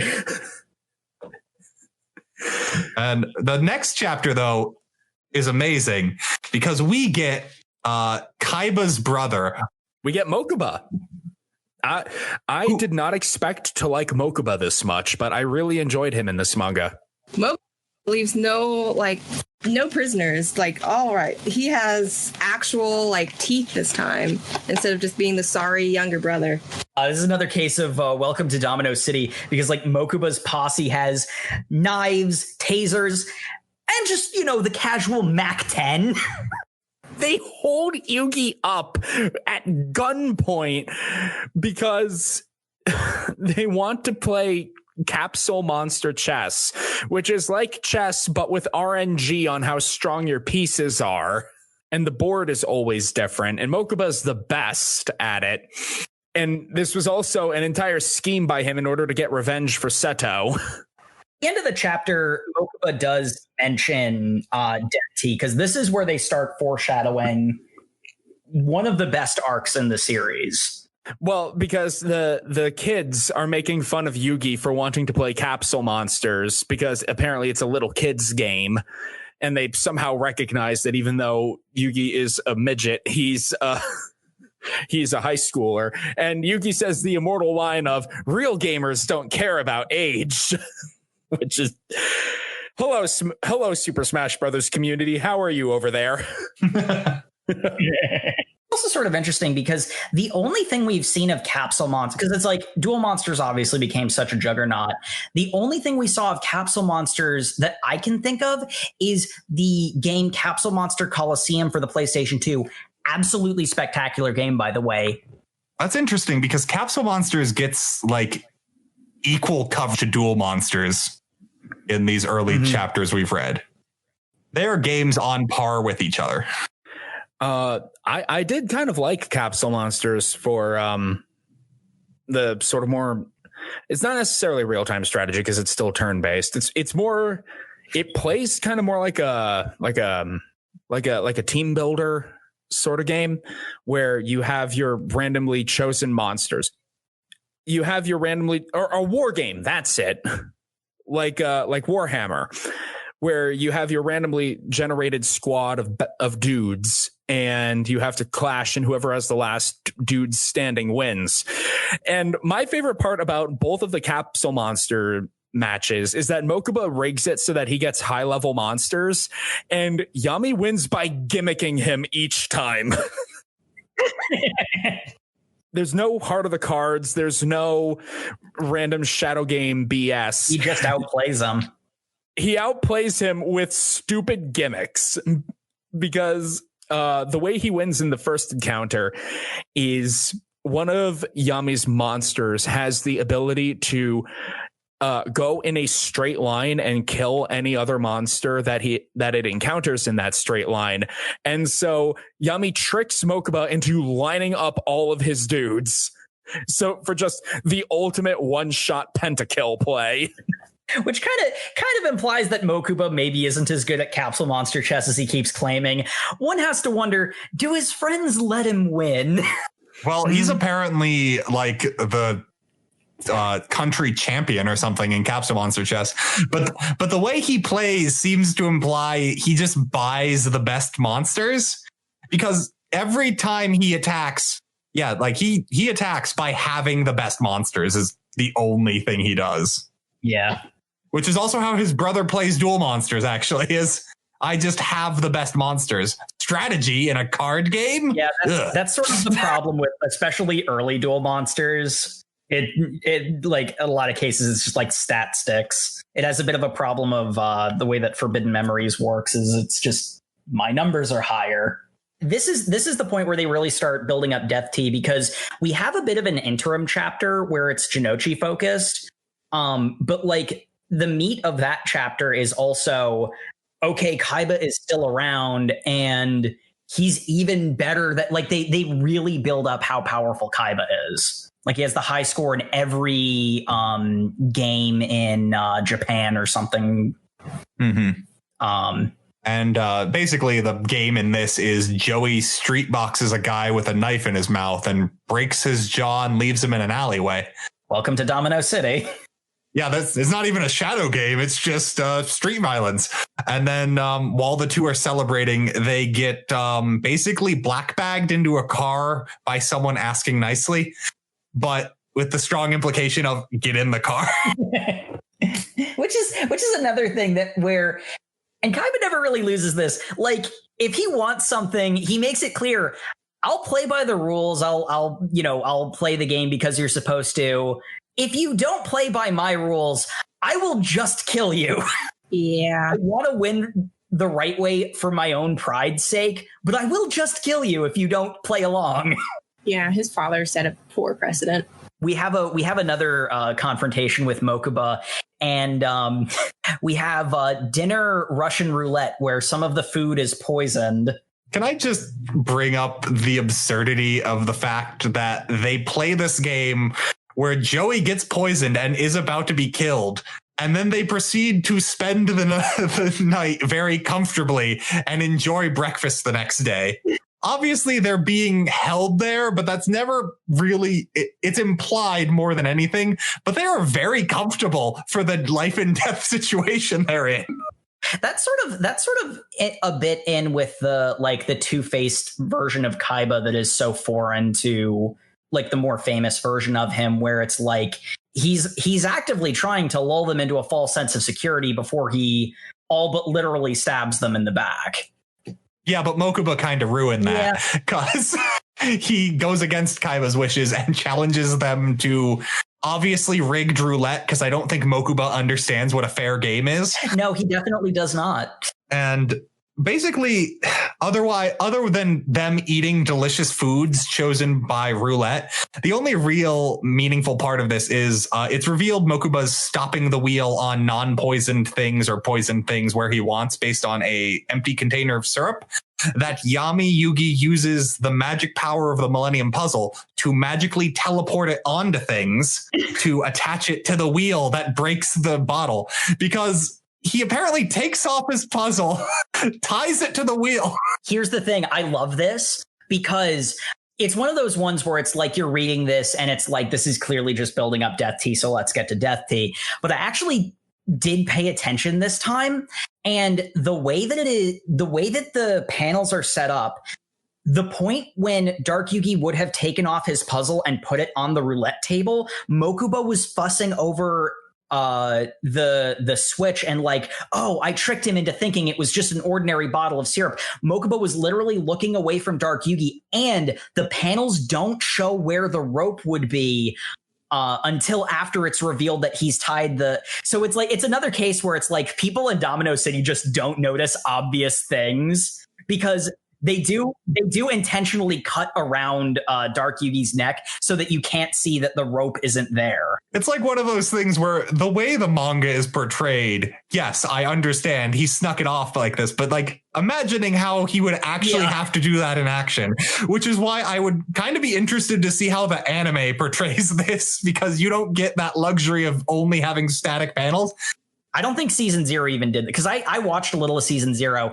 And like they turned the one finger game into like a game with like a deck of playing cards. And that was kind of the point where I said, yeah, I'm not going to watch the rest of this. Yeah. They had to censor all the murder. That makes sense. So I don't even know that they do the roulette thing in the anime.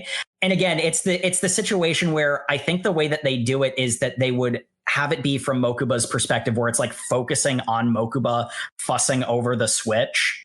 The thing that really got me about Yami attaching the puzzle to the roulette table, which further proves my idea that he's just a solar exalt with a larceny skill, is getting that rope over his hair. How does he put it on?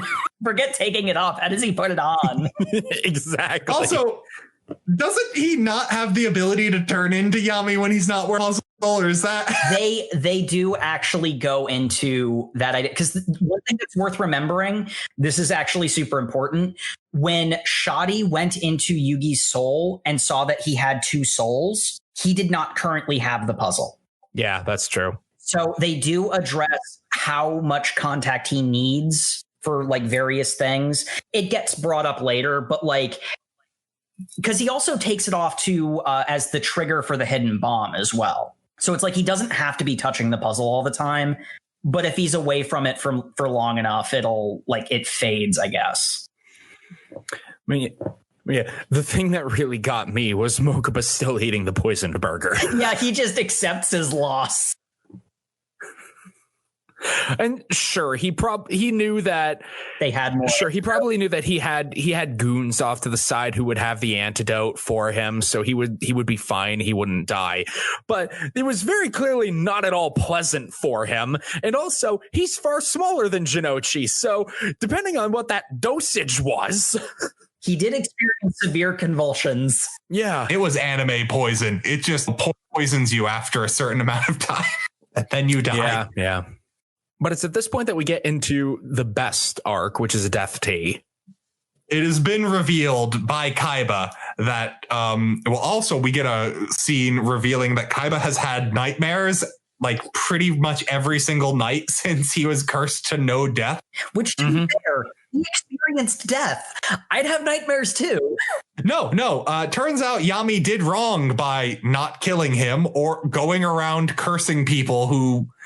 Admittedly, all he really did was stole a playing card that was admittedly valuable, but like, one of the things about Yu-Gi-Oh, where as much as I exalt and defend this series, one of the things about Yu-Gi-Oh that you sort of have to accept going in is that like rare things are in universe. Like they mention that like rare cards, like people sell their houses to get rare Duel Monsters cards in the universe of the manga. So it's one of those cases where it's like, you just kind of got to accept that that's the way things are. It's real world dumb, but Duel Monsters has already ruined America, and now it's coming to ruin Japan. Yep. Joke's on them. Domino City's already ruined. But we basically get revealed that Kaiba has spent $10 billion. For 10 billion yen. It's because it's like it's 85 million, I think, is what it's a ridiculous amount. It's a stupid It's an insane amount of money, leading me to believe again Domino City either has a serious financial problem or does not know what money is. Because any time a dollar amount is mentioned in this manga, it is wrong by some degree. It's wrong by an order of magnitude. Yeah. Basically, it has been revealed Kaiba has built an entire theme park for his revenge against Yugi. And not only one theme park, but also a secret theme park inside the theme park. So the outside theme park was just set dressing for the murder theme park. Which, let's be real, Kaiba is extra enough to do that. This is Seto motherfucking Kaiba we're talking about here. He is extra enough to do that. The person who went to a public inner city high school 7 chapters ago, billions of dollars, and is a CEO of Kaiba Corp. I think that gets explained by the mangaka at some point, but it is very much, I was not thinking about it at the time. Honestly, I could see Kaiba like being bored and doing it to like people watch. No, yeah, Jacob, I'm aware there is probably justification you can make up for it, but it's very clear that Seto Kaiba was a much more popular character. Yes. Oh, that's been explicitly stated. The reason why Duel Monsters is a known thing about Yu-Gi-Oh is because people really liked Kaiba. And that's why Death Tea happened. And Death Tea was super popular, so that's why it ballooned into what it was. Which is interesting. Because as I said earlier, Kaiba in his first appearance is very much a generic horror manga antagonist. Like he steals what he thinks he can get and then gets punished for it. Like there's also actually another I don't know if this had a factor into it, but one thing that I remember, I read in one of the extras of the physical copy I have where Takahashi actually said the inspiration of Kaiba was a real person. I don't know if that had anything to do with it, but apparently there was some collectible card game that was, like it was just some, random card game that didn't last super long. And he was just like talking to like some, vague acquaintance that he had. And he asked for the person to teach him how to play. And the guy responded, like with a huff, talk to me again once you've collected 10,000 cards, and just like stormed away. And apparently that was the inspiration for Kaiba, which, yeah, that sounds about right. But basically, Kaiba's whole plan for revenge starts with, in the middle of his theme park he has opened for children, because it's Japan, theme parks are explicitly for children. He has kidnapped Yugi's grandpa to duel him in front of all of these kids. One of the things that's mentioned, and this gets addressed more so later, but it is, if not outright stated, it's implied here. Kaiba Land was already going to be a thing before the whole Kaiba Revenge Death Tea thing, and like Death Tea was an ad hoc edition off to the side.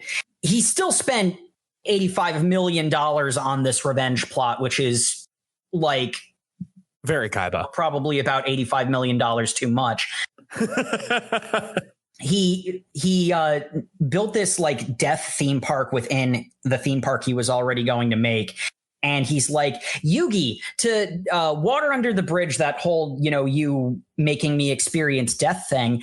I'm going to let you see the new theme park I'm opening up. And they go in and they start having a great time. And like, wow, look at all these virtual reality monsters that Kaiba has. Isn't that interesting? At which point we then get to the duel arena where suddenly Sugoroku is all but literally in a cage in the duel box. And Kaiba reveals that, oh, by the way, this was all a revenge plot. I'm going to kill you now. Starting with your grandpa. The thing that weirded me out was all of the kids there to watch Seto beat up an old man, essentially. Hero worship the hell out of Kaiba. I have a feeling that a lot of people think that it was like people would have thought it was staged, like it was just a big show. Oh, I don't know about that. Like the conceit behind Dead Man Wonderland, yeah. Domino City just loves watching people die. It's literal blood sport in a card game. Because Death Tea is explicitly stated to have the conditions of death, and we see an audience for that as well. So yeah, I guess it's 6 of one, half a dozen of the other. Whichever explanation for why people are okay with this, both of them are reasonable. Mm-hmm. So Seto bodies Grandpa in Duel Monsters and subjects him through virtual reality to the same death curse that Yami put on him, which I can just buy your magic powers. Yeah, that was great. Hello, evil Batman. Yugi agrees to go through Death Tea, at which point Kaiba lets Grandpa go. Grandpa's like, here, take my deck. I know I got completely bodied with it last time, but there's a gimmick. I mean, a secret to it that you can use to beat Kaiba. When Kaiba rips up the Blue Eyes White Dragon during Death Tea in like the original story, it is specifically, you dare betray me. This is what you get. Like, Kaiba is a creature of revenge through and through. Every part of Death Tea was about taking revenge for that one slight that he brought on himself. Mm-hmm. He was talking to the card when he destroyed it. Yeah, plus Duel Monsters at this point, I 100% believe he could make his deck out of nothing but Blue Eyes White Dragons, and that would be tournament legal. Yeah.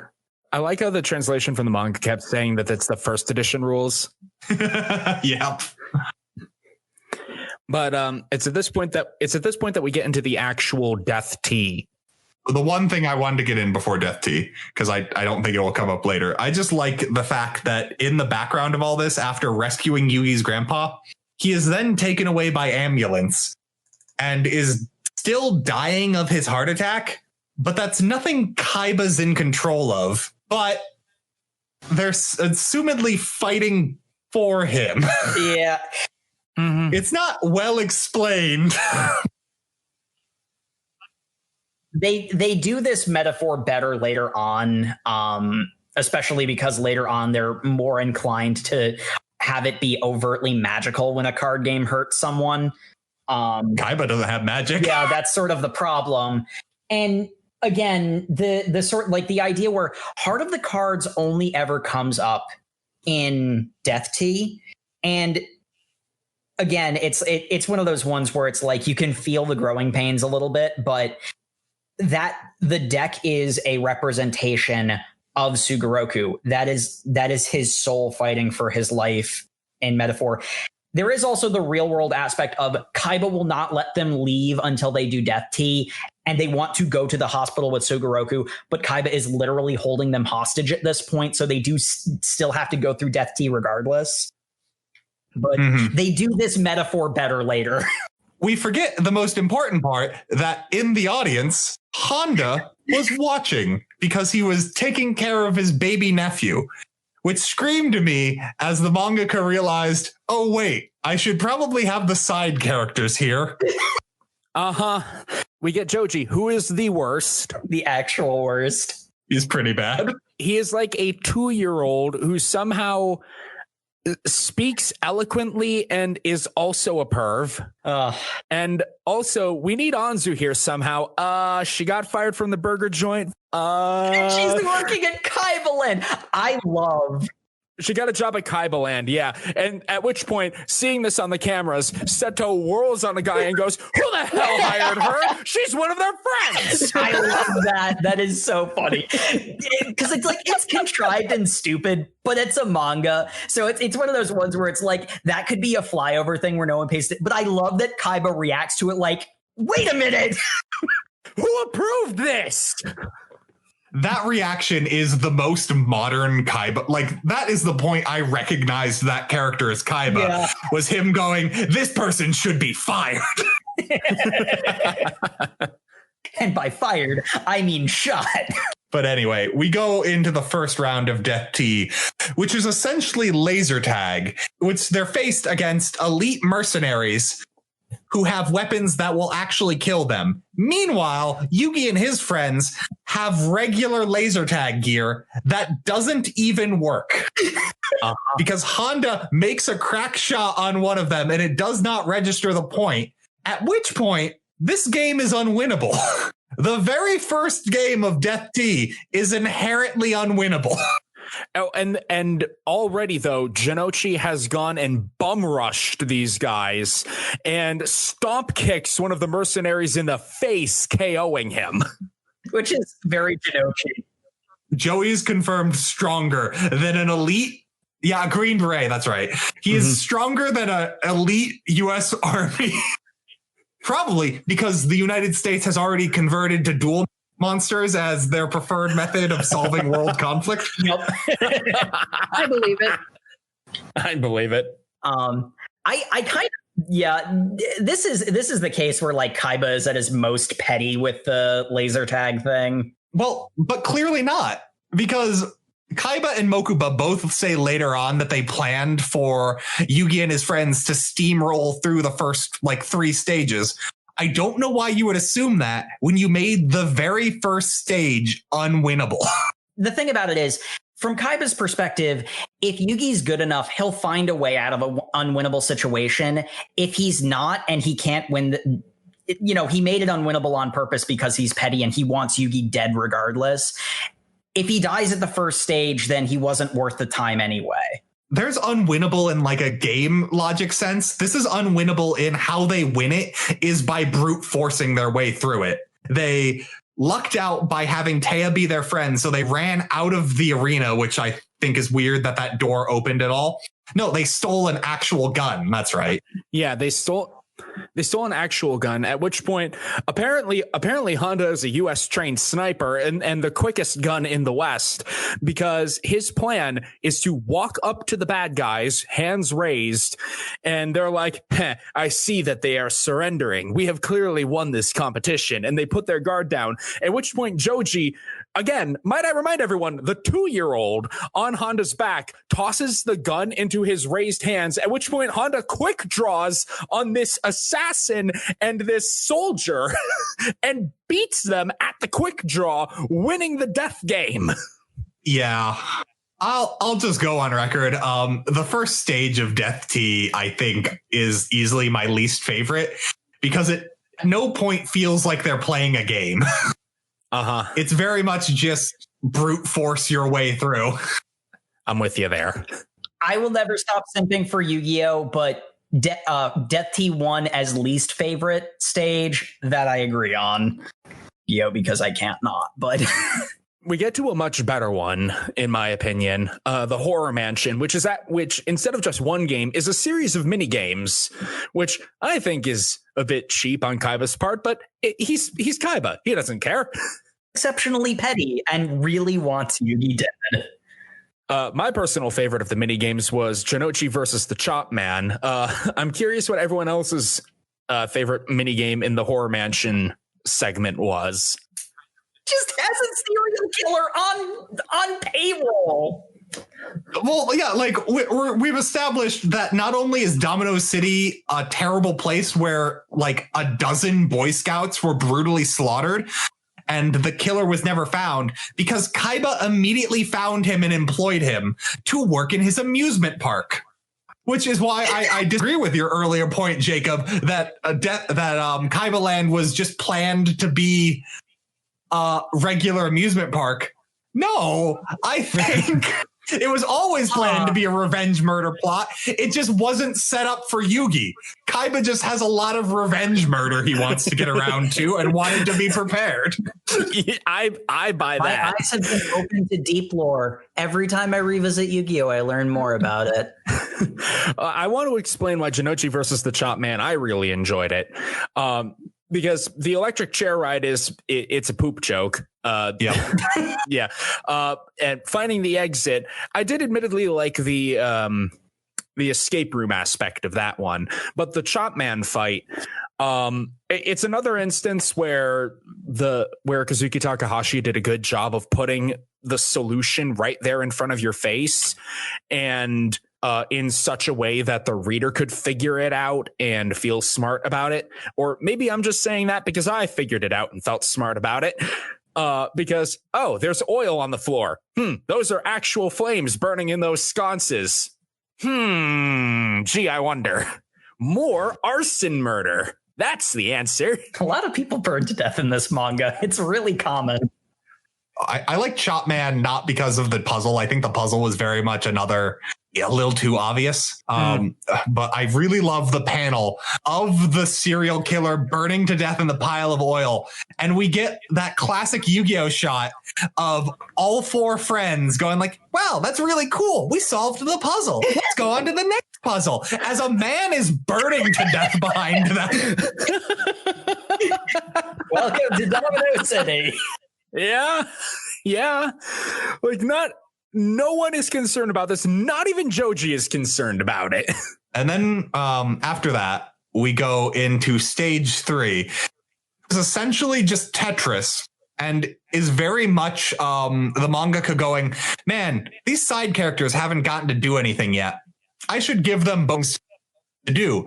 And Taya finds out that the blocks are falling into this room in a certain rhythm.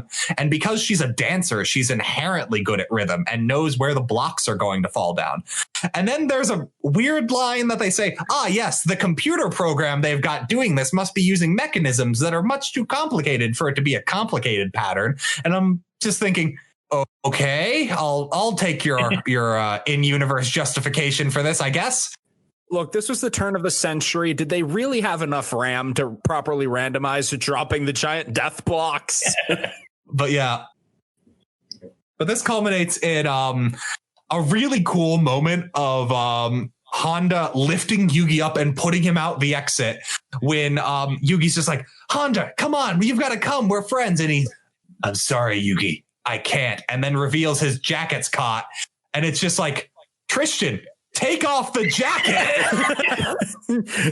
And he's like, no, I need to die in a cool way. Go on without me. to be fair, the way that the jacket gets caught, it's in a really awkward position that would bind his arms. I have attempted to take off my jacket in a similar way in less life-threatening situations, and it is a long, drawn-out pain in the ass. So I fully buy that he believed he could not get the jacket off. Honda, as I've learned about him in the manga, would have just brute force ripped it in half, because this is a man that suplexes other human beings as if they're paper. Okay, you pose a good point. Basically, I think this is another case where it's like medium is a bit of a double-edged sword, because like it's a manga, so they have time for like these long sentences, sort of like the JoJo's situation, where it's like, I think it's supposed to be happening faster than that, faster than they should be able to get the sentences out.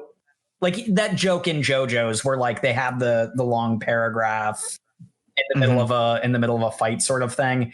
That's the way I've always like interpreted that. And you know, well, I mean, talking's a free action. Yeah. Yeah, talking takes no time. Yeah. That's sort of the perspective I've taken on it. And to be fair, he does get the jacket off eventually. Yep. Just in time to kick some ass. Yep. Yeah, just in time to Omae wa mo shinderu behind some mooks. Which was one of my favorite panels, just because he looked like a ghost for a second. So it's like the ghost of Honda has come back for vengeance. In this series, I would buy it. Yeah, but that is skipping ahead quite a bit, because that was stage 3. Now we're on to Death T4, which is Capsule Monster Chest 2 Electric Boogaloo.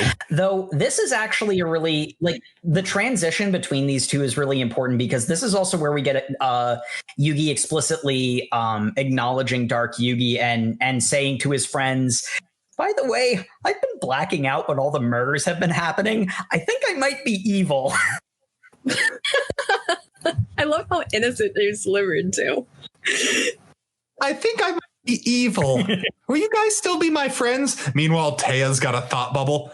Ooh, wait, another Yugi. Is he possibly the hunk I have inside? Because we get that excellent part when Shadi goes into her memories and she has a portrait without a face of a very muscular man. Yeah. That is revealed to be her faceless savior. With a G on it, which I can only think stands for gamer. Yeah. I enjoyed it personally.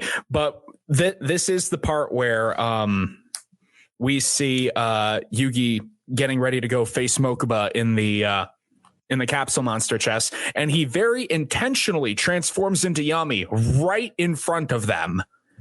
At which point Teiya Anzu, frick, I keep switching back and forth between them. Anzu is like, oh crap, no, that is Yugi. Oh, I've got a lot of emotions to sort through. And Jinochi's just like, yo, Yug, that's rad.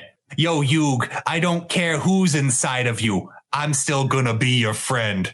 Joey, please stop phrasing. Don't phrase things like that. Phrasing. But yeah, basically we get the capsule monster chess match between Yami and Mokuba, which is kind of the same thing, because Mokuba does the exact same scheme again of, I rigged the machine to give me all good monsters and all him bad monsters. Yeah. It kind of even comes down to basically the same strategy. This one is more just a vehicle to explain Mokuba and Seto's backstory, which, you know, I'm fine with. They swapped it up a little bit in that Mokuba saw Yami's gimmick coming and went to defeat it, but Yami always has another gimmick up his ridiculous sleeves. He always has another gimmick in his tight leather pants, and so Mokuba ends up losing anyway. Can we bring up the thing that maybe I just missed this? Did they ever allude to the fact the evolution space was a thing beforehand, or did that just come out at the end of, yes, evolution in space, the thing we all know about that makes weak monsters strong? No, that was explicitly in the second one. And I mean, I think my favorite part about the capsule monster chess match is at the very end. It is we get the first instance we see of Yami Yugi's second superpower of anytime there is a random chance of something good happens, he always gets it. because his monster critical hit, a mechanic we just learn about when it's convenient, that causes to defeat the other monster. Okay, that is not as egregious as it is in the Duel Monsters rematch, but we'll get to that in a second. At the end, Mokuba is subject to the no death penalty game, which Seto explicitly activates despite Mokuba's begging, and Yami saves him from it. Which this is another case where the Kaiba that most people know from the anime would never do that. But like, it's the situation where Death Tea is where the Kaiba that people know is born. And, you know, since we're moving from Death Tea 4 into Death Tea 5, the Duel Monsters match, you know, that sort of like goes into it that it is worth noting Kaiba doesn't actually cheat this time. He just, you know, murders a bunch of people for Blue Eyes White Dragons to put in his deck. That's Hey, he didn't murder them. They committed suicide because they were so distraught. That's it. There is a legal distinction in court for that, so that is a fair point. You think Kaiba would go to court? That's also a fair point. This guy has money. Are you kidding me? Screw the rules. He has money. But we do go into after the Capsule Monster rematch, in which Mokuba's like, maybe friendship though. We do get the Duel Monsters rematch of Yami versus Seto, and this is the one from the anime that everyone knows, except they're not in giant like floating platform things. They're sitting at a table in a hologram box, and that's something that I have to point out is one of the biggest problems. And like, this isn't even oh man, the anime is terrible for doing this. The anime is, because it's not a comic book, it has to be a bit more visual, so it creates the duel arenas. Part of the point of Yu-Gi-Oh is you look your enemy in the face and you have a one-on-one confrontation with them. You look them in the eye and you don't bring other people into it. And like, when shadow games happen and, you know, people, you know, do stuff that's like outside the rules of the game, that's when, you know, the dark magic, you know, insta kills them. And because of the nature of the medium of anime, they had to do something that was bigger and more visual, but it breaks the metaphor of sitting down at a table and looking your enemy in the eye and settling things in a fair way. Like, I love the duel boxes. The arenas are cool and everything, but they just don't work for the story that's being told. True, but this is the duel that people know from the anime, so we can kind of skip over it. It's Kaiba slowly summons out all the blue eyes, and Yami starts stalling basically until he can get Exodia. But Yami's superpower of always getting the lucky draw when RNG happens is... Okay, let's be honest here. Yami's superpower of being able to cheat. Well, I guess... not in this section explicitly, because he doesn't even know Exodia is in the deck. He has no idea what these cards he keeps getting are. Yeah, he's just like, hand, what? And then he's like, oh, I can't even summon this. This isn't a monster. Apparently the Winged Dragon of the Fortress, which is, I had this card as a kid. This is a normal non-effect card, but apparently it has a 35% chance to dodge any attack because it can fly. Yeah, I was about to say all flying creatures inherently have a 35% evasion chance. Because, hey, don't you love evasion mechanics in your card game? No, Hearthstone, I don't. He then immediately gets to counterattack because he evaded and attacks on Kaiba's turn. This is the case where a lot of and it basically stops after Duelist Kingdom, but they basically treat the card game like it's a tabletop game where if you can say it convincingly, it becomes a rule. And again, that gets into the double-edged sword of Duel Monsters.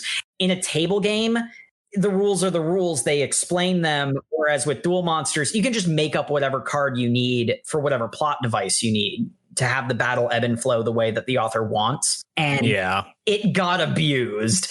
It was ultimately a net positive, but like, that's an example of just abusing the fact that the card game works the way whatever way the author says it works. Mm-hmm. So yada yada yada. Again, Yami always has another gimmick in his tight leather pants. Exodia is summoned. Exodia obliterate, and the classic Mind Crush. Though, to be fair, this is actually, I want to point out, because the manga does note this parallel to some extent. One of the cool things is Exodia is another case of pieces coming together, puzzles coming together, a connection being made. So like Exodia being more powerful than the 3 stat stick cards is again building in the theme. And I felt that was much more evocative and powerful in the manga than it was in the anime. I will absolutely give it up for the manga. That was way better of a payoff than it was in just one episode of the show. And basically we get Yami, who goes Mind Crush, but then shatters Kaiba's soul and then proceeds to specify, again, in my amazing editor panels I love, after the big full screen panel of him destroying this man's soul, an explanation panel afterwards. Oh, by the way, I only destroyed the eat of his soul. I have always had this power. Do not question me. And then Mokuba's just like, okay. And Kaiba's essentially put into a catatonic state until his spirit can piece together what remains of his heart. I love how Mokuba looks at this. Mokuba looks at his brother like frothing at the mouth just in the middle of this field. His arch enemy has done this to his brother. Twice. Yeah. And he can't see his brother's soul as like a happy child putting a puzzle together. Yugi can see that because he's got magic, but Mokuba just has to believe Yugi did the right thing. And he smiles. And he smiles like, my brother will come back to me a better person. Let me explain his tragic backstory so you all can feel better.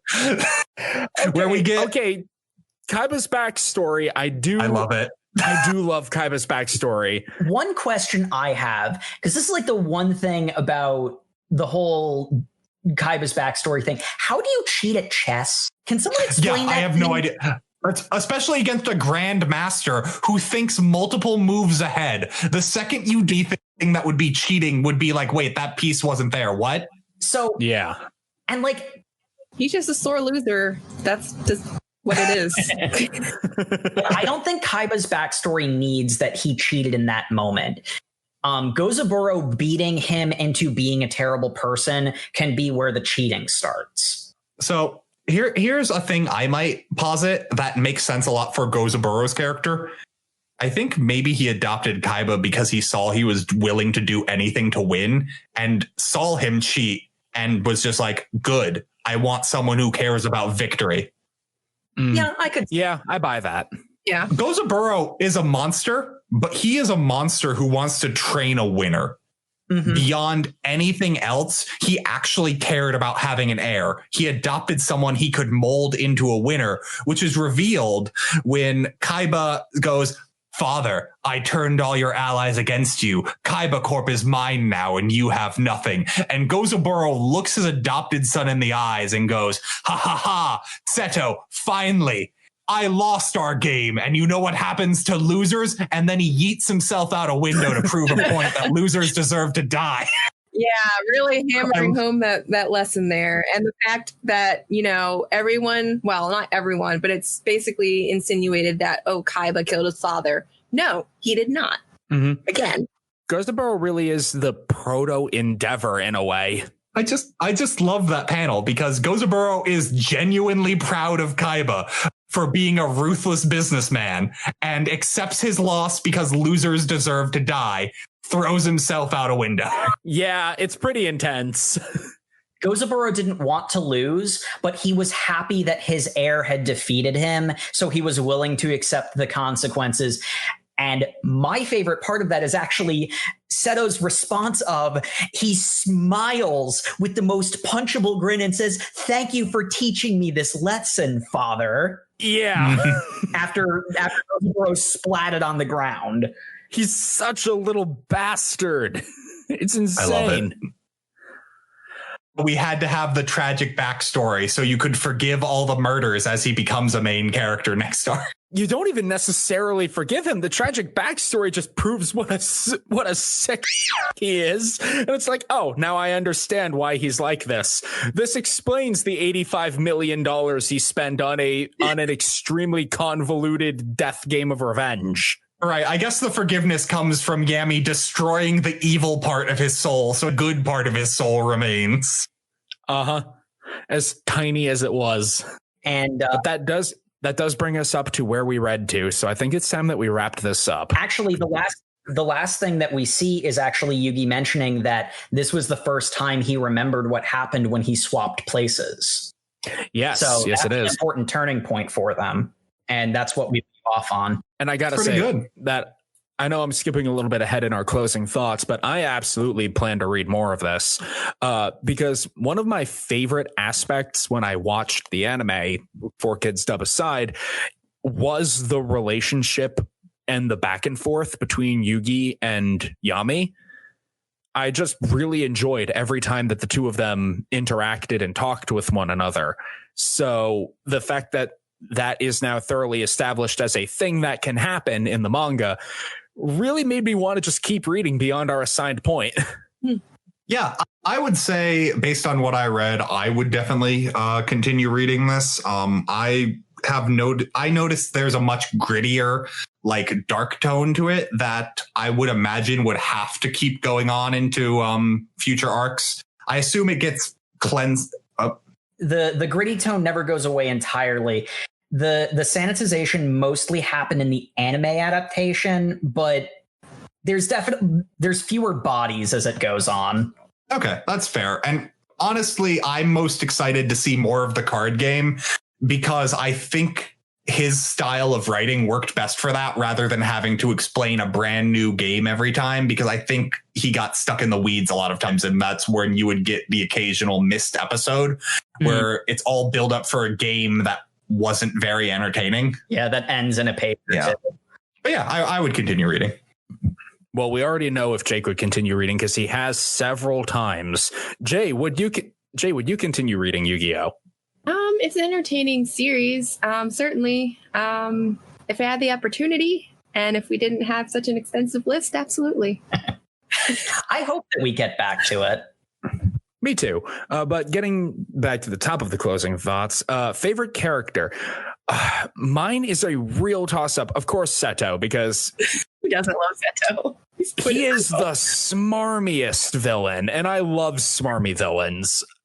But there's just something about Jinochi that makes me want to hug him and punch him at the same time, and I really appreciate that in a character. Yeah, for me, picking a favorite character is a bit of a loaded question because I'm so intimately familiar with it. I know what they all become. So for me, like, I immediately think, oh, Kaiba, definitely my favorite character.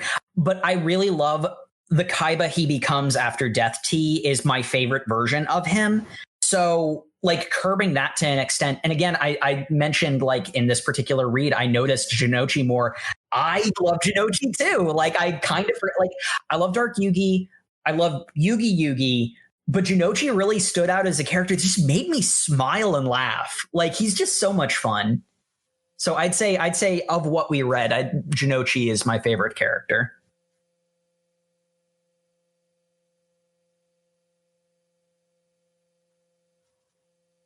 I guess of what we read, I really like Dark Yugi because he has absolutely no characterization for the most part, other than being a tiny murder goblin, and that's amazing. I love murder goblin. Yeah, no, in a serious answer, I actually really enjoyed Honda as I read.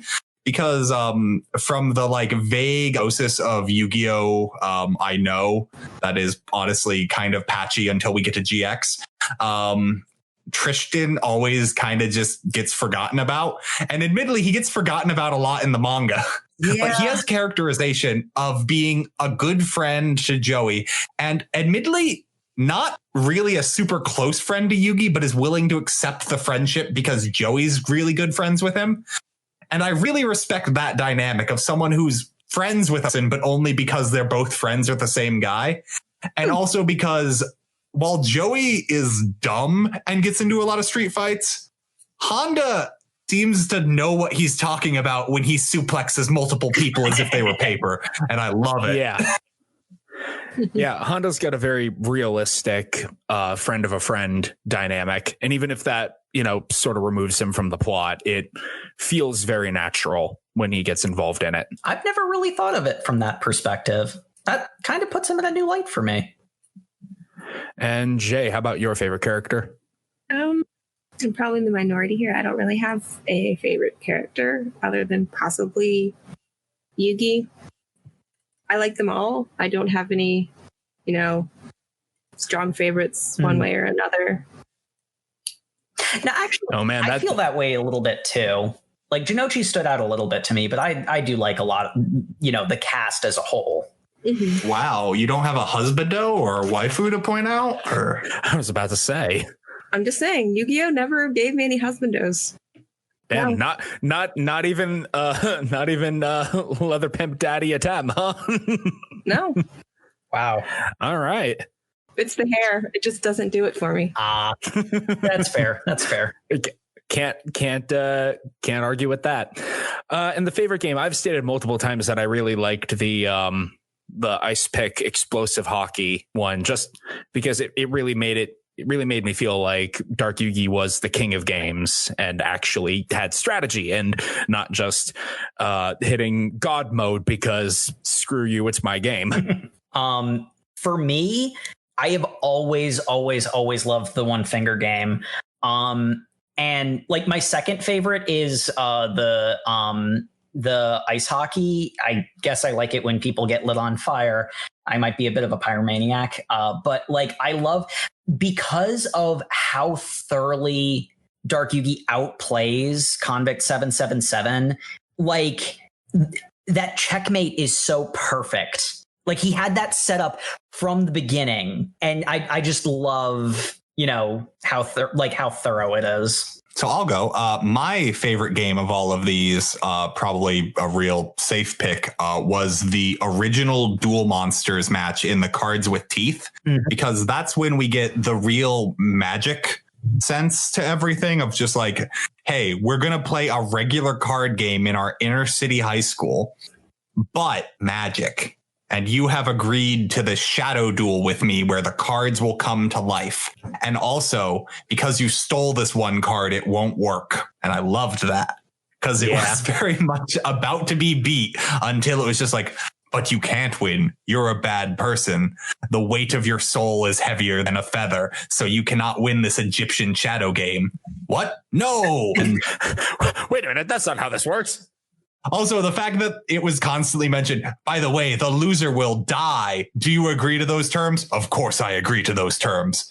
By the way, when I said the loser will die, I was lying. I can do that because I'm the pharaoh. You'll only kind of die. Mental torture. And it's the amazing cross between like actual Yu-Gi-Oh people know and murder goblin Yu-Gi-Oh. Perfectly combined into playing magic at school. And I loved it. Cards with Teeth is definitely classic. And Jay, what was your favorite game? My favorite, well, I wouldn't really call it a game. My favorite was just how redonkulous the whole spray paint maze was. The maze of fire. I also wouldn't call that a game. It's just like, what? We thought I was just zigzagging randomly. Haha, no. Yami just shouting, by the way, it's a game. My powers totally work now. Boom. Yeah, no, I'm 100% with you there. Yeah, he was doing the bare minimum to activate his shadow game powers. Yeah, it's like everything else was very elaborate, very like there was thought behind it. And then this comes out of like right field. And I'm just like, what? No. People have to accept the challenge. Yeah. So that's my favorite moment. That was pretty great.